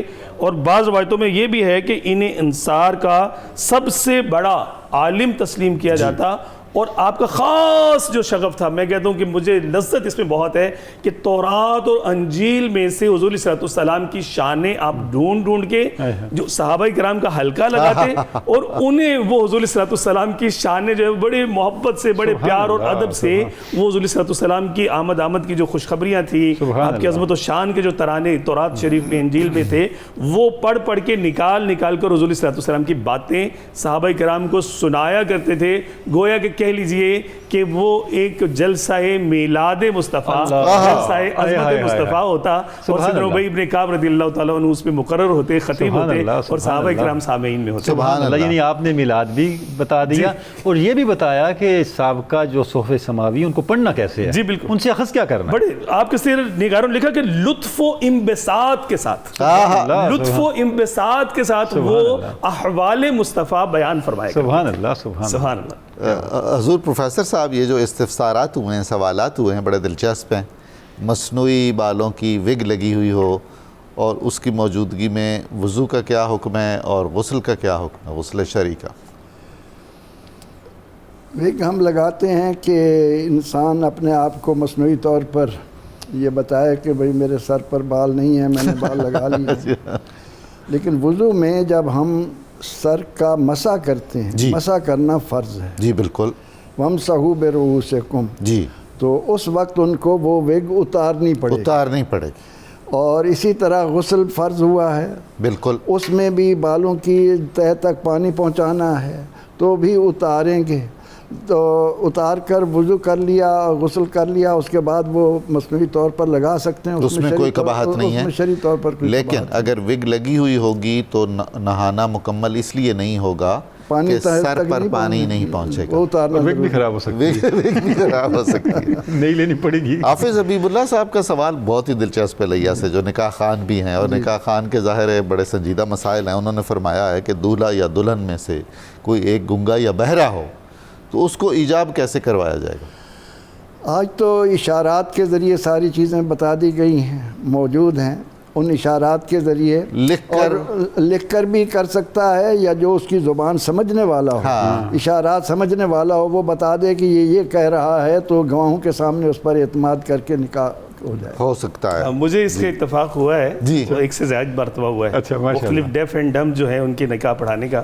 تو بہترین طریقہ تو مطلب آج کل عمومی طور پہ تو یہی ہے جو فیصل فرمایا کہ لکھ کر کیا جا سکتا ہے، ان کو ہم لکھی ہوئی تحریر دے دیں. اچھا، یہ جو بالوں والی بات ہوئی اس میں بھی میں ایک اضافہ کرنا چاہتا ہوں. آج کل ہیئر ٹرانسپلانٹ ہوتا ہے. جی بالکل، 1 بائی 1 بال جو ہیں وہ وگ سے مختلف مسئلہ، وہ مسئلہ جو ہے وہ مختلف ہے. اگر ہیئر ٹرانسپلانٹ کروایا ہے، بال مطلب جڑ کی طرح سے جسم کے اندر جو ہے وہ اگائے گئے ہیں، تو پھر اس پر جو ہے وہ مطلب وہ حکم نہیں ہوگا، قدرتی بالوں کی طرح ہوگا. جی، وہ قدرتی بالوں والا معاملہ. بہت شکریہ جناب.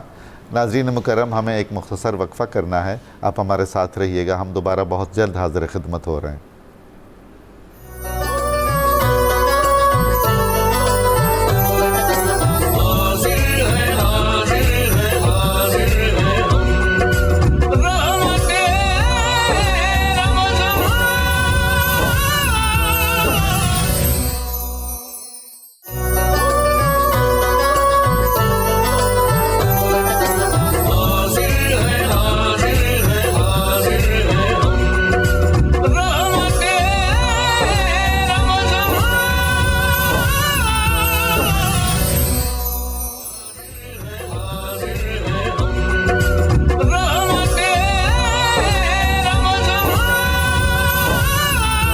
ویلکم بیک ناظرین محترم.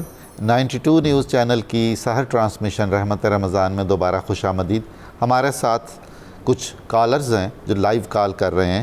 ہم ان کے سوالات سنتے ہیں اور علماء کرام سے ان کے جواب دیتے ہیں. محمد اجمل صاحب ملتان سے بات کرنا چاہ رہے ہیں. السلام علیکم اجمل صاحب. وعلیکم السلام جناب، کیا حال ہے صاحب؟ اللہ کا شکر ہے، آپ فرمائیے. سب بخیر ہیں؟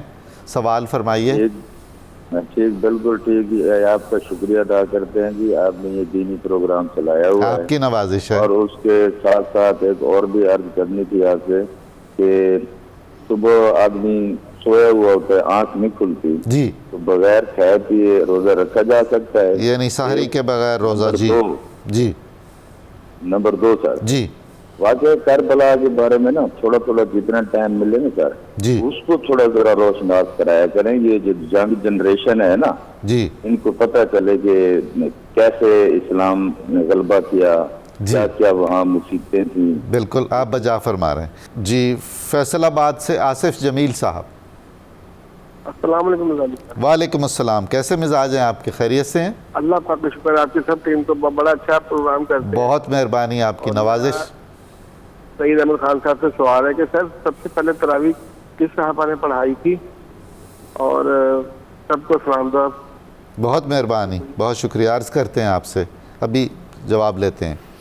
حضور والا، پہلے تو یہ ہے کہ واقعہ کربلا کا انہوں نے کہا کہ ہم لوگ بیان کریں، تو اس سلسلے میں عرض کرتا ہوں کہ ہم بساط بھر پوری کوشش کرتے ہیں کہ واقعہ کربلا، اس کی اہمیت اور اس کی جو نتائج اور ثمرات ہیں اور جو قربانیوں کی ایک طویل داستان ہے، وہ ہم اس زمن میں 92 کا اعزاز ہے. جی، وہ جو اہل ایمان ائمہ اطہار سے اتنی زیادہ واقفیت نہیں رکھتے تھے، واقعہ کربلا کے حوالے سے اور ائمہ اطہار کے حوالے سے 92 نے جو عظیم خدمات سر انجام دی ہیں، آج ان کا نتیجہ یہ ہے کہ پورے عالم اسلام میں بالخصوص اور پاکستان میں بالعموم ہر طرف ذکر ہو رہا ہے. بے شک ایسے. سوشل میڈیا اٹھا کر دیکھیں کس طرح سے کربلا کے واقعے کے حوالے سے لوگ اہل بیت اطہار کے ساتھ اپنی محبتوں کا اظہار کر رہے ہیں.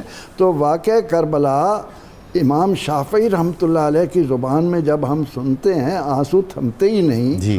تو امام زین العابدین اس کے چشمدید گواہ ہیں. اس کے بعد واقعہ حرہ جو انسانی ہولناکی کا ایک مدینہ منورہ میں شام منظر ہے، وہ سارے نمایاں ہوتے ہیں، اور ماشاءاللہ یہ اس کو زیادہ سے زیادہ نمایاں کرنا. الحمدللہ الحمدللہ. حضور والا ہاشمی صاحب، سحری کے بغیر روزہ رکھا جانا چاہیے، رکھا جا سکتا ہے، کیا رائے ہے؟ جی ہاں، یہ اس میں 2 باتیں کرنا چاہوں گا. سب سے پہلا تو یہ کہ سحری کے بغیر روزہ رکھا جا سکتا ہے. ٹھیک ہے.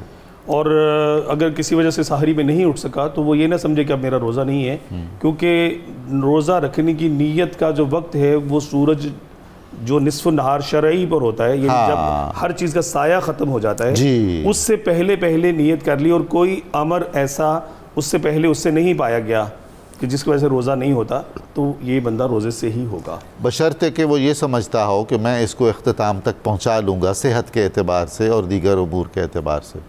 چونکہ سحری نہیں نہ کی، ہاں اتنی نکاحت ہو کہ پھر فرض کریں عمر ایسی ہے، مریض ہے، مطلب عمومی طور پہ نہیں ہوگا، پر سحری کے بغیر روزے کو کوئی مسئلہ نہیں ہے. بالکل ٹھیک ہے. لیکن بہتر جو افضل ہے نا، وہ بھی دوسری بات جو میں کہنا چاہ رہا تھا، فرمائیے، وہ یہی ہے کہ سحری حضور صلی اللہ علیہ وسلم نے برکت والا کھانا ہے، سحری کرو.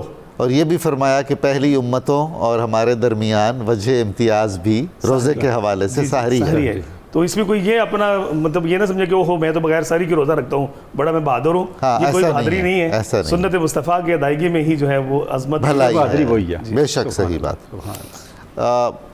آصف صاحب نے فیصل آباد سے پوچھا ہے بالکل وہی بات جو آپ ارشاد بھی فرما چکے کہ تراویح سب سے پہلے کس صحابی نے پڑھی؟ میرا خیال ہے حضرت ابی نے پڑھی، اور پھر اس کو جو ایک ابی ابن کعب رضی اللہ عنہ نے تو صحابہ رضی اللہ عنہ کے ساتھ پڑھی نا. تو رسول اکرم رحمت عالم صلی اللہ علیہ وسلم نے رات کا قیام جو ہے وہ اس طرح بڑھا دیا، جو تہجد آپ ادا فرماتے تھے اسی قیام کو پوری رات کا قیام کی صورت میں، قیام کی سنت تو آپ نے ہمیں عطا فرمائی نا، اور حکم بھی دیا کہ سوموا نہارا وقوموا لیالیا، اس کی راتوں میں قیام کرو اور دن کو روزہ رکھو.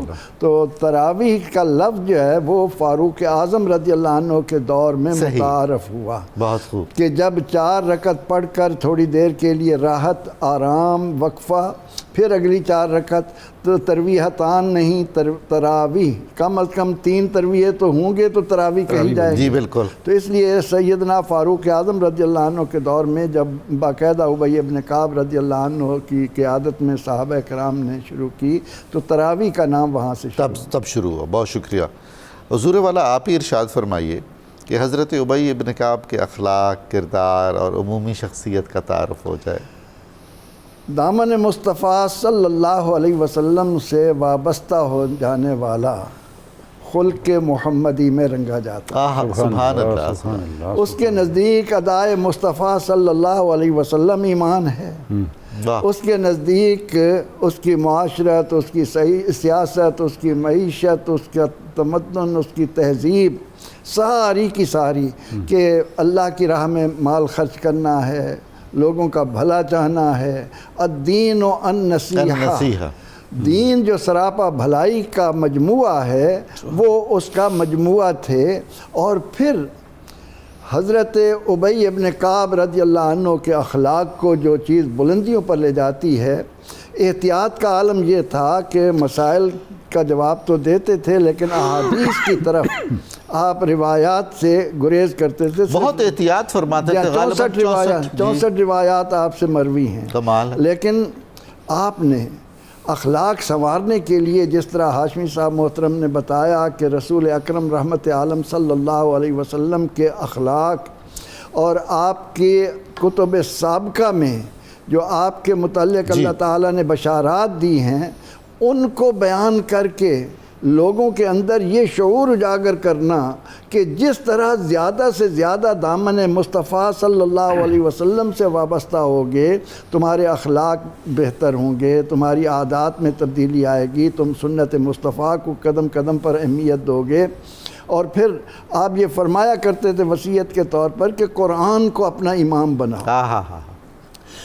لوگوں کو رسول رحمت صلی اللہ علیہ وسلم سے وابستہ کرنے کے لیے آپ نے یہ جو انداز دیا، اس کی روشنی میں اگر میں یہ عرض کروں کہ انجیل برنباس، اسے جب حضرت ابی ابن کعب رضی اللہ عنہ لوگوں کے سامنے بیان کرتے ہوں گے تو کیا سما ہوتا. بے شک.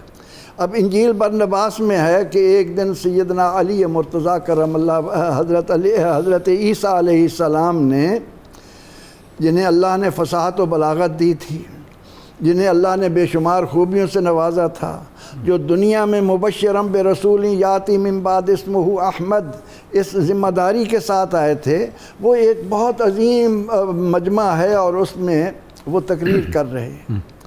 फसाहत و बलागत के जौहर दिखा रहे हैं।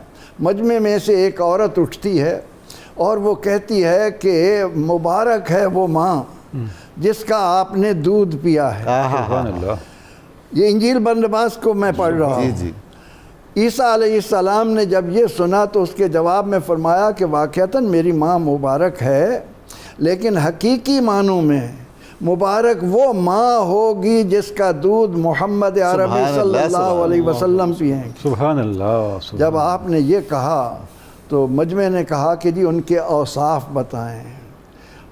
हज़रत ईसा अलैहिस्सलाम ने जब हुज़ूर अलैहिस्सलाम के औसाफ जो इंजील में मौजूद थे उनको बयान किया तो पूरा मजमा पुरजोश अंदाज में ये कहने लगा कि या मोहम्मद आजा, सुभान अल्लाह, हमें अपना दीदार करा जा। क्या बात है। तो सैयदना हज़रत उबई इब्न काब रज़ियल्लाहु अन्हु जब इस अंदाज से बताते होंगे कि लोगों तौरात में ये है कि एक इसराइली जब तौरात खोलता फलम्मा नशरत तौराता वरआ फीहि इस्म मुहम्मद सल्लल्लाहु अलैहि वसल्लम कब्बलहु व वदअहु अला ऐनैहि।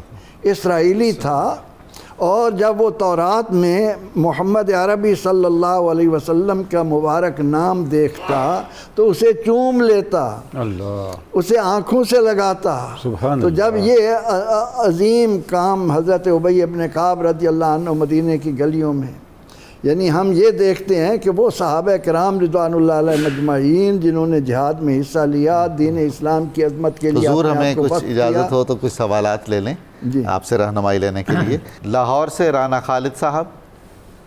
जी राना खालिद अकरम साहब, अस्सलाम वालेकुम। वालेकुम अस्सलाम हुजूर, आप खैरियत से हैं? सवाल फरमाइए।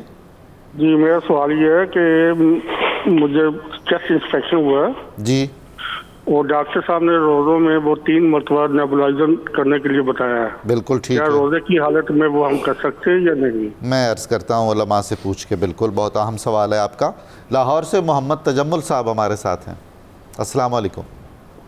वालेकुम अस्सलाम जनाब, क्या हाल आपके? ठीक अल्लाह ठाक का है। मैं करम। कल से दराज से आपका प्रोग्राम रेगुलर देख रहा हूँ। माशाअल्लाह। मेरा सवाल ये है कि फिर मेरी बेटियां हैं, ईद पर वो अमूमन घर पर आ जाती हैं जी। बच्चों समेत मेरे पास ईद करने के लिए। जी। मैंने ये पूछना है कि मैं उसका फितराना अदा कर सकता हूँ? अगर मेरी बात है अगर वो अपना फितराना अदा कर चुके, मेरे लिए क्या हुक्म है? बिल्कुल क्योंकि उस सही। वक्त वो मेरे घर पर मौजूद है।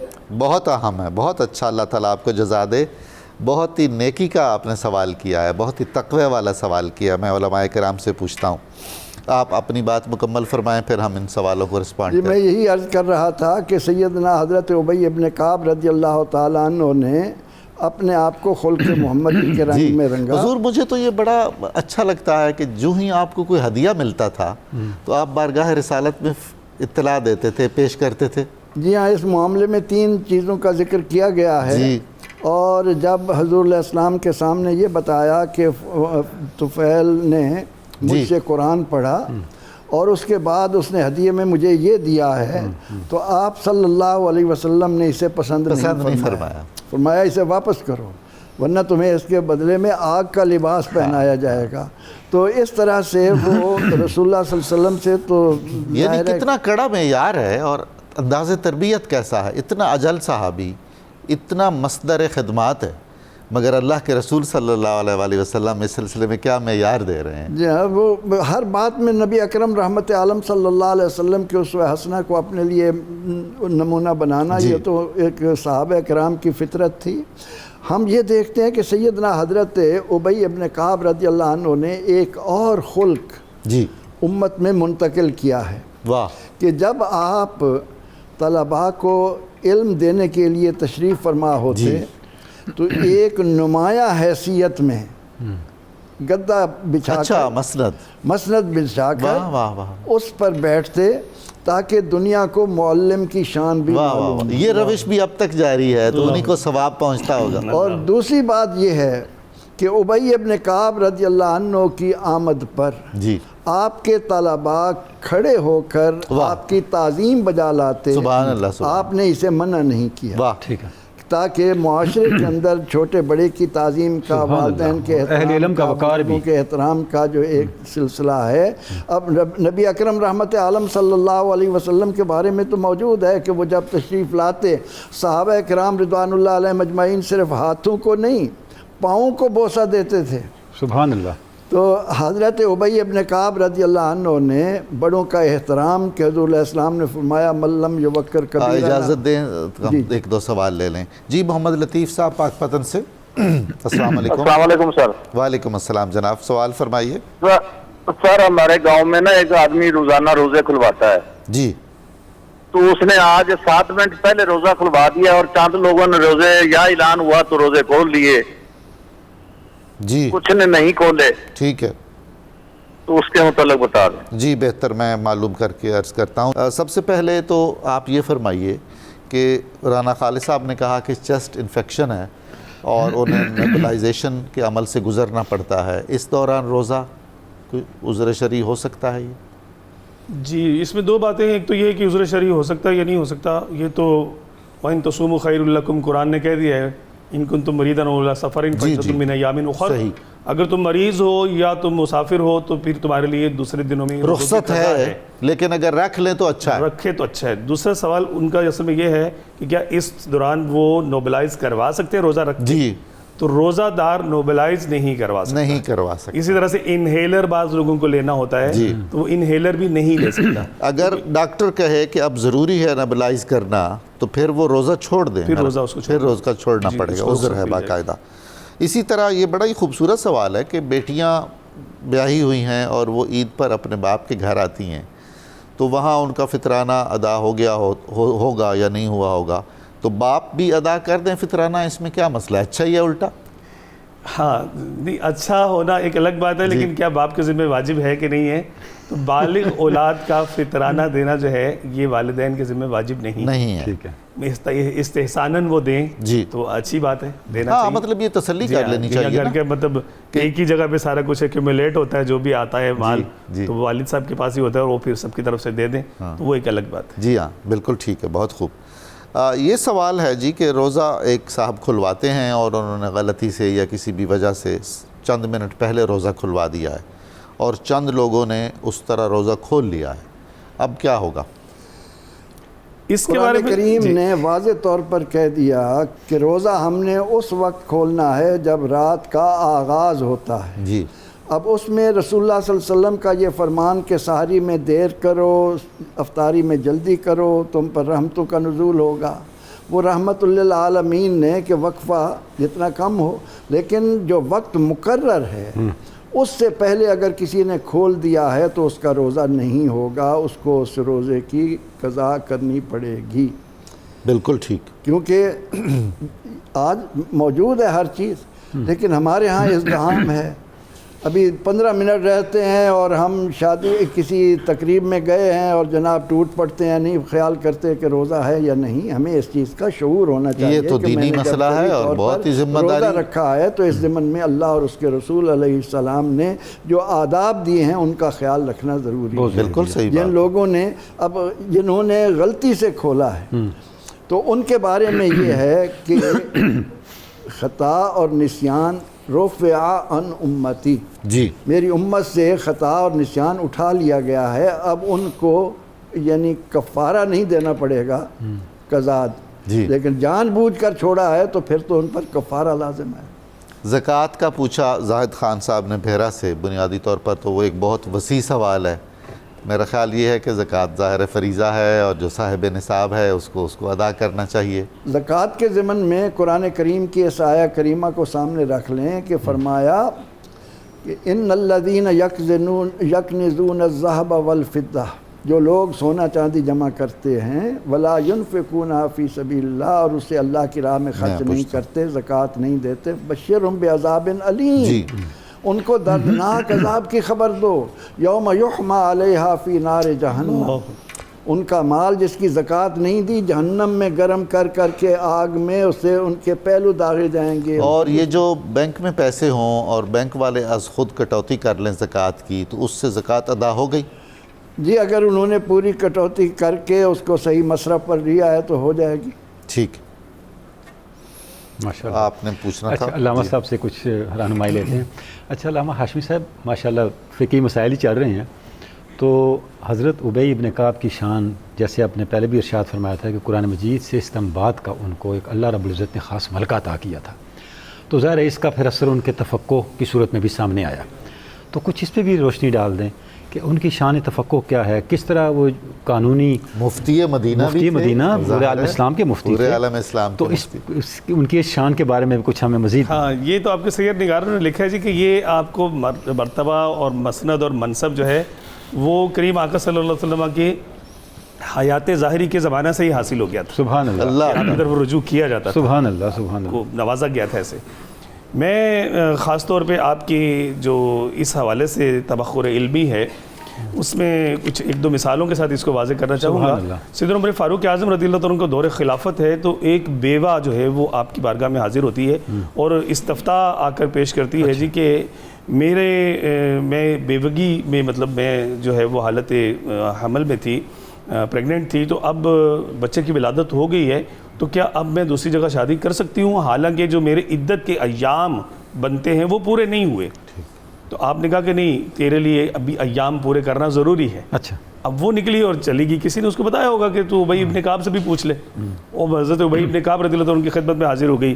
تو آپ نے فرمایا کہ جب تولد ہو گیا ہے، ولادت ہو گئی، ڈیلیوری ہو گئی ہے، تو اب تیری عدت پوری ہو گئی ہے، تو حلال ہے، مطلب تو اپنی دوسرے شادی کر سکتی ہے. تو واپس لوٹ کے حضرت عمر فاروق اعظم رضی اللہ عنہ کی خدمت میں حاضر ہوئی کہ آپ نے مجھے منع کیا، انہوں نے مجھے رخصت دے دی. تو حضرت عمر فاروق اعظم رضی اللہ عنہ نے جو ہے حضرت ابی ابن کعب رضی اللہ عنہ کو بلایا اور ان سے پوچھا کہ آپ نے کس طرح سے جو ہے اس چیز کی رخصت دے دی. تو حضرت ابی ابن کعب رضی اللہ تعالیٰ عنہ نے قرآن حکیم فرقان مجید کی آیت مبارکہ جو ہے اس موقع پر بطور دلیل وہاں پر پیش کی، اور سورۃ الطلاق کی یہ چوتھی آیت مبارکہ ہے کہ اور حاملہ عورتوں کی عدت کی حد یہ ہے کہ ان کا وضع حمل ہو جائے. تو آپ نے فرمایا کہ یہ متعلقہ کی بھی ہے، میرے آقا کریم صلی اللہ علیہ وسلم نے مجھے فرمایا ہے اور بتایا ہے کہ یہ عدت متعلقہ کی بھی ہے اور یہ عدت بیوہ کی بھی ہے، دونوں کی ایک ہی. بہت ہی نوازش، بہت شکریہ. اور پھر حضرت عباس رضی اللہ تعالیٰ عنہ، حضرت عمر جو ان کا حجرہ پرنور تھا مسجد نبوی سے متصل، اس حوالے سے سیدنا عمر فاروق اعظم رضی اللہ عنہ کو دور خلافت ہے، تو مسجد نبوی کی توسیع کا معاملہ آیا، تو آپ نے حضرت عباس رضی اللہ عنہ کو جو ہے وہ عرض کیا کہ آپ اس کو مطلب مسجد میں شامل کر دیجئے، ٹھیک ہے، اس کو ہبہ کر دیں یا فروخت کر دیں یا اپنی مرضی سے مسجد میں شامل کر دیں. آپ نے تینوں کو ڈینائی کر دیا. آپ نے حضرت عمر فاروق اعظم نے جو ہے وہ فرمایا کہ ان میں سے ایک کام تو کرنا ہی پڑے گا. حضرت ابی ابن کعب کے پاس معاملہ چلا گیا، کہا ہے عمر تو ان پر اپنی مرضی مسلط نہیں کر سکتا، ٹھیک ہے، جب تک وہ اجازت نہ دے.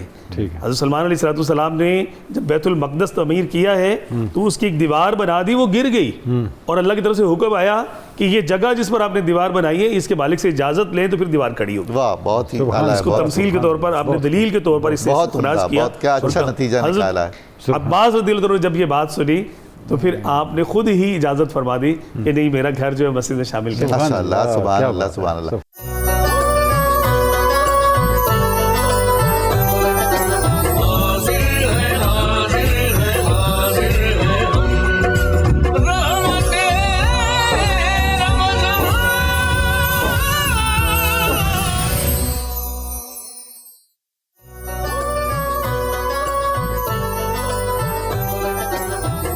السلام علیکم ناظرین محترم، 92 نیوز چینل کی سحر ٹرانسمیشن رحمت رمضان میں آپ کو خوش آمدید کہتا ہوں. اور اب وقت ہوا ہے درس مثنوی معنوی کا، جو حضرت مولانا جلال الدین رومی کی تصنیف ہے، مثنوی کی شکل میں ہے، 6 دفتر ہیں، اور اس کے دنیا جہان کی زبانوں میں تراجم اور تشریحیں اور تفسیریں موجود ہیں. ہمارے ہاں اس کے درس کی ایک روایت چلی آ رہی ہے ہمیشہ سے، یہ اسی کا تسلسل ہے، اسی کی ایک توسیع سمجھ لیجئے کہ ہم بہت ہی مختصر اور آسان الفاظ میں چند منٹ بات کرتے ہیں فکر حضرت مولانا جلال الدین رومی پر. آج کا موضوع جو انتخاب کیا گیا ہے وہ ہے حضرت مولانا جلال الدین رومی کے ہاں عظمت آدم کا تصور، انسان کامل کا تصور اور مرد مومن کا تصور. ہم جانتے ہیں کہ یہ مذہب ہو یا روحانیت، تصوف ہو یا عرفان، سب کے بنیادی ترین موضوعات میں سے ہے. جتنے بھی مفکرین ہیں دنیا بھر میں، مشرق میں، مغرب میں، قدیم اور جدید، کسی نہ کسی طرح ان کے ہاں ایک تصور انسان برتر ملتا ہے۔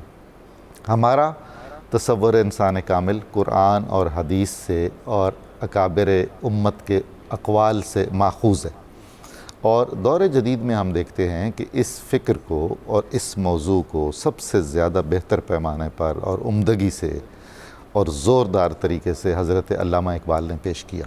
ان کے پیچھے پورے عالم اسلام کے مفکرین اور صوفیاء کی وہ آراء ہیں جو اس موضوع سے متعلق ہمیشہ نمایاں رہیں۔ علامہ اقبال سے پہلے اگر ہم بات کریں تو خاص طور پر حضرت مولانا جلال الدین رومی کے ہاں اور حضرت شیخ محی الدین ابن عربی کے ہاں یہ تصور اپنے عروج پہ نظر آتا ہے ہمیں۔ انہوں نے اس کو اپنے اساسی موضوعات میں جگہ دی اور بہت عمدگی سے اس کی تشریح اور توضیح کی۔ خاص طور پر بہت بعد میں ایک شیخ تھے، شیخ عبد الکریم الجیلی رحمۃ اللہ تعالیٰ علیہ، ان کی ایک کتاب ہے پوری الانسان الکامل، جو اسلامی تصوف اور اسلامی فلسفے کی کتاب اس موضوع پر بہترین ہے، اور اس کی بھی کئی شرحیں اور تفسیریں لکھی گئیں۔ حضرت مولانا جلال الدین رومی کے ہاں بھی انسان کامل کا تصور قرآنی بنیادوں پر اور احادیث کی بنیادوں پر استوار ہے۔ ان کا فرمانا ہے کہ انسان اس کائنات پر اللہ کا نائب ہے، خلیفۃ اللہ ہے فی الارض ہے، اس کے سر پر کرمنا کا تاج رکھا گیا ہے، اور اس میں مرد اور عورت دونوں برابر کے شریک ہیں، تفریق نہیں ہے، کسی نوعیت کی کوئی درجہ بندی اس میں نہیں ہے، البتہ اپنے اپنے مقام کی درجہ بندی اس میں ہو سکتی ہے۔ وہ فرماتے ہیں خاص طور پر کہ انسان تو وہ ہے جو مسجود ملائک ہے، فرشتوں نے بھی اسے سجدہ کیا تخلیق سے پہلے، اور انسان کی تخلیق سے پہلے فرشتے موجود تھے جو اللہ تعالیٰ کی حمد و ثنا بیان کرتے تھے۔ اگر حمد و ثنا اور عبادت و ریاضت ہی صرف مطلوب محض ہوتی تو وہ تو فرشتے پہلے ہی کر رہے تھے، پھر ایک نئی مخلوق پیدا کرنے کی کوئی ضرورت نہیں تھی۔ اللہ تعالیٰ کی مشیت نے جب ارادہ فرمایا اور چاہا کہ وہ انسان کو پیدا فرمائے تو اس کے بھی مقاصد بیان کیے گئے کہ ہم چاہتے تھے، ہم ایک چھپا ہوا خزانہ تھے، مخفی خزانہ تھے، اور ہم چاہتے تھے کہ ہم پہچانے جائیں، سو ہم نے مخلوق کو پیدا کیا اور خصوصاً انسان کو پیدا کیا۔ رومی کا تصور انسان کامل یہ ہے کہ انسان جو نائب خدا ہے زمین پر، وہ اللہ تعالیٰ کی صفات کا مظہر اتم بھی ہے، وہ ایک ایسا آئینہ ہے جس میں ذات باری تعالیٰ کی جھلکیاں منعکس ہوتی ہیں اور انوار الہی کا انعکاس ہوتا ہے۔ ان کا کہنا ہے کہ انسان کامل کا جو قلب ہے، دل ہے اس کا، وہ پاکیزہ ہوتا ہے، تزکیہ نفس کے تمام مراحل سے گزر چکا ہوتا ہے، خود شناسی کے مرحلے عبور کر چکا ہوتا ہے، اور اب اس کے دل سے روشنیاں پھوٹتی ہیں اور وہ اپنے ماحول کو، اپنے گرد و پیش کو منور کرتا ہے اپنے حسن اخلاق سے اور اپنے کمالات ظاہر و باطن سے۔ یہ تصور اتنی جامعیت اور اختصار کے ساتھ مجھے عرض کرنا ہے، اور اب میں کچھ شعر سناؤں گا آپ کو، بہت اچھے شعر ہیں۔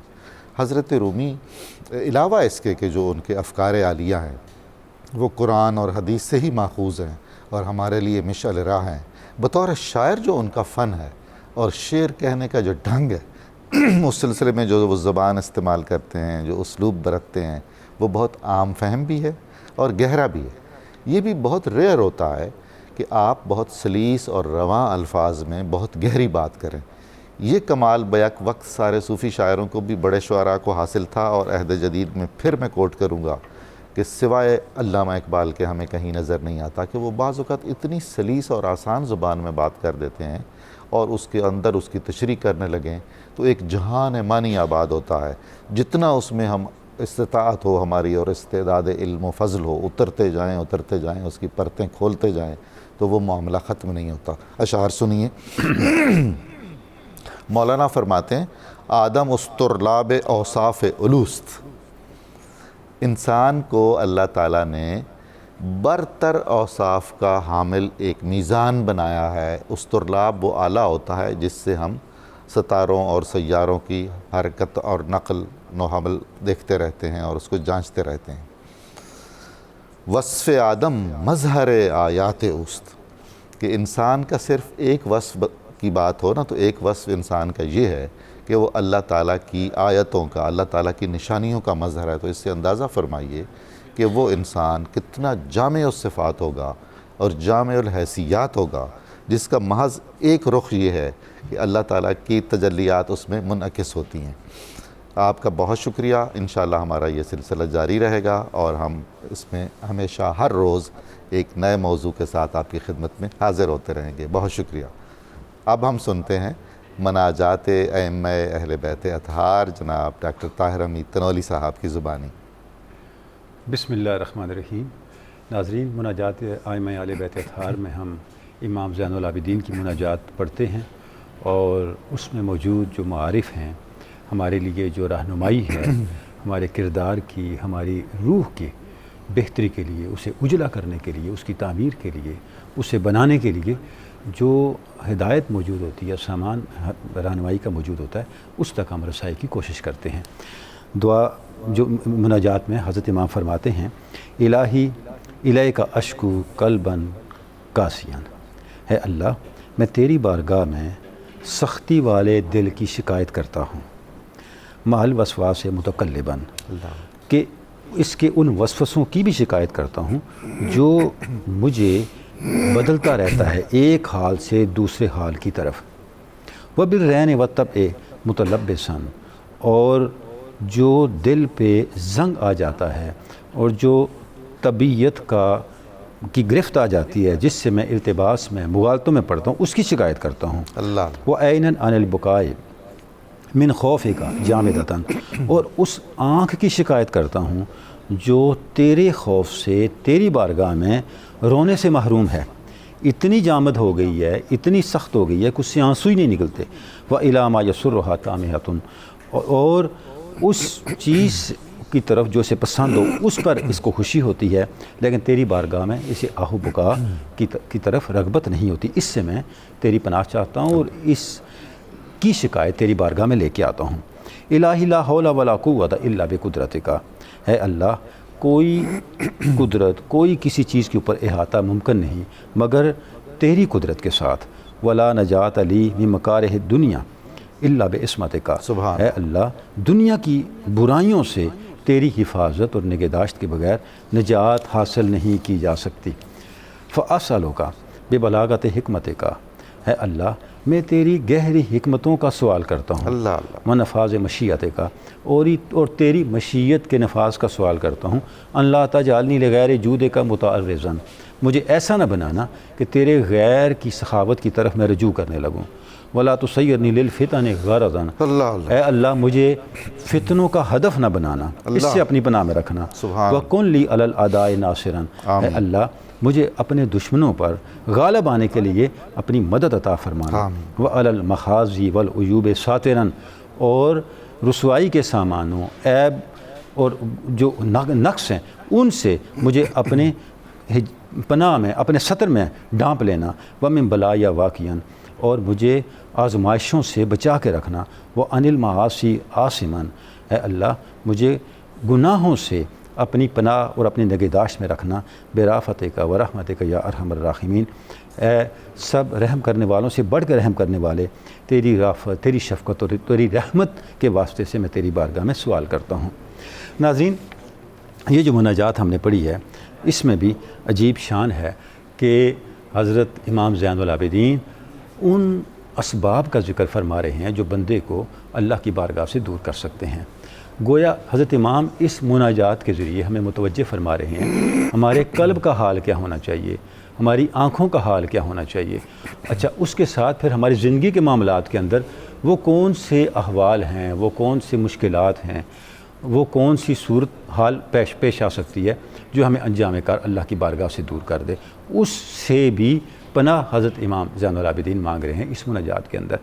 اور جیسا کہ ہم مسلسل ذکر کرتے آ رہے ہیں، اگر تھوڑا سا اس دعا پہ ہم غور کریں تو ہم دیکھتے ہیں کہ اس کے اندر جتنی چیزیں مانگی جا رہی ہیں یا جتنی چیزوں کی پناہ طلب کی جا رہی ہے وہ سب کی سب قرآن مجید سے ماخوذ ہیں، وہ سب کی سب قرآن مجید کے ساتھ متعلق ہیں، ان کی ہدایت ہمیں قرآن مجید سے میسر آ رہی ہے۔ اب میں چند مثالیں عرض کرنے کی کوشش کروں گا۔ آغاز ہی جہاں سے حضرت امام فرما رہے ہیں، الہی الیک اشکو قلبا قاسیاً، اے اللہ میں تجھ سے سخت دل کی شکایت لے کے آتا ہوں۔ ناظرین، جب ہم قرآن مجید کو دیکھتے ہیں تو ہم دیکھتے ہیں کہ اللہ رب العزت کی بارگاہ میں ہدایت یابی کے لیے جو بنیادی تقاضے درکار ہیں، ان میں ایک بڑا تقاضا دل کا نرم ہونا ہے، اور دل کا اللہ کے ذکر کے لیے، اللہ کی محبت کے لیے، اللہ کی خشیت کے لیے ہر وقت تیار رہنا ہے۔ یعنی دل کی ایک مناسبت درکار ہے اللہ رب العزت کی ذات کے ذکر کے لیے، اور اگر یہ مناسبت حاصل نہ ہو تو یہ دل کی وہ کیفیت ہے جو انسان کو اللہ رب العزت ہمیں اس سے اپنی پناہ میں رکھے، اللہ کے غضب کا حقدار بنا دیتی ہے۔ جیسے پہلی امتوں میں سے جو لوگ اللہ کے غضب کا شکار ہوئے، ان کے حال کا ذکر کرتے قرآن مجید میں ارشاد ہوتا ہے ثم قست قلوبکم من بعد ذلک فہی کالحجارۃ او اشد قسوۃ، تمہارا یہ حال ہے کہ تمہارے دل سخت ہو گئے، اتنے سخت ہو گئے کہ جتنے پتھر ہوتے ہیں، پتھروں سے بھی سخت ہو گئے۔ حالانکہ آگے پھر قرآن مجید مثال دے کے بیان کرتا ہے، حالانکہ بعض پتھروں کا یہ حال ہے کہ وہ گر پڑتے ہیں اللہ کی خشیت سے، وہ پھٹ جاتے ہیں اللہ کی خشیت سے، اور ان سے بھی چشمے جاری ہو جاتے ہیں۔ کیا تمہارے دل اتنے سخت ہو گئے ہیں کہ ان سے کوئی ایسا چشمہ ہی نہیں بہتا کہ تمہاری آنکھوں سے گریا نظر آئے، گریا ہوتا ہوا نظر آئے جو تمہیں اللہ کے قریب کر دے؟ اچھا، اب اس کی دوسری جہت کو دیکھیں۔ آگے ایک اور مقام پر ارشاد ربانی ہے افمن شرح اللہ صدرہ للاسلام فہو علی نور من ربہ فویل للقاسیۃ قلوبہم من ذکر اللہ، وہ کتنا خوش نصیب شخص ہے جس کا سینہ اللہ نے اپنی اطاعت کے لیے کھول دیا ہو، اور وہ اللہ کی طرف سے نور پہ گامزن ہو۔ یعنی اس کا جو منہج حیات ہے، اس کا جو طریقہ زندگی ہے، وہ اللہ کی طرف سے عطا کردہ نور کے مطابق ہے، نور کے اوپر چلنے کے مترادف ہے۔ وجہ یہ ہے کہ اس کا سینہ اللہ رب العزت نے اسلام کے لیے، اپنی اطاعت کے لیے، اپنی بارگاہ میں تسلیم کے لیے کھول دیا ہے، اس کے لیے آسان کر دیا ہے۔ اور بدبختی ان لوگوں کے لیے جن کا دل جو ہے وہ اللہ کے ذکر کے حوالے سے سختی کا شکار ہے۔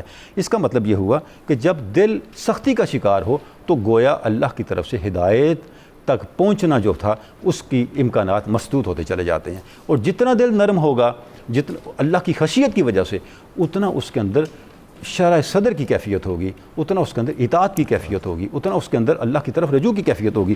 تو حضرت امام وہی چیز یہاں ارشاد فرما رہے ہیں کہ اے اللہ، ایسا دل جو پتھروں جیسا سخت ہو، جس کی تو نے مذمت کی ہے اپنی کتاب کے اندر، اس سے میں تیری پناہ مانگتا ہوں، اور ایسا دل چاہیے جو مجھے اٹھا کے شرح صدر کے راستے پہ چلا دے، تیرے نور کے راستے پہ چلا دے۔ اچھا، آگے فرماتے ہیں وَبِالرَّيْنِ وَالطَّبْعِ مُتَلَبِّسًا، مجھے اے اللہ جو قلب پہ چل جانے والا زنگ ہے اس سے مجھے بچا۔ اب یہ بھی قرآن مجید کی طرف ہمیں راغب کرتا ہے، متوجہ کرتا ہے۔ ارشاد ربانی کَلَّا بَلْ رَانَ عَلَىٰ قُلُوبِهِم مَا كَانُوا يَكْسِبُونَ، یہ جو لوگ ہیں ان کی بدنصیبی کا یہ عالم ہے کہ اپنے برے اعمال کی وجہ سے ان کا دل زنگ آلود ہو چکا ہے، اور جب دل پہ زنگ چڑھ جائے تو پھر وہ کچھ کسی چیز کو جذب کرنے کے قابل نہیں رہتا، اللہ کی رحمت کو جذب کرنے کے قابل نہیں رہتا، اللہ کے رب العزت کی طرف سے آنے والے فیضان ہدایت کو جذب کرنے کے قابل نہیں رہتا۔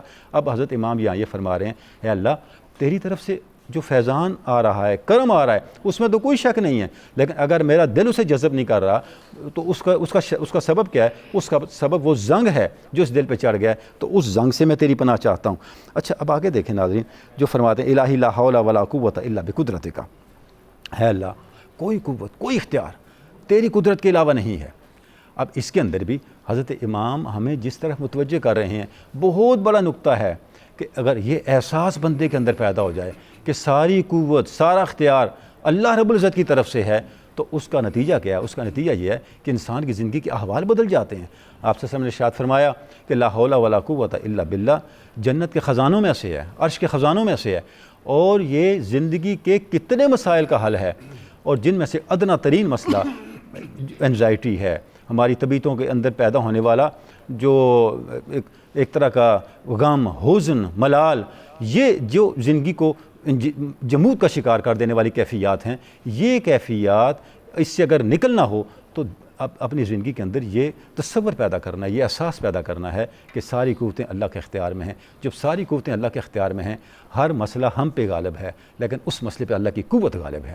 کوئی حضرت امام کی یہ جو دعائیں ہیں، مناجات ہیں، یہ ہمیں نہ صرف اللہ کی بارگاہ کے ساتھ واصل کرتی ہیں بلکہ ہمارے ظاہر و باطن کی تربیت بھی کرتی ہیں۔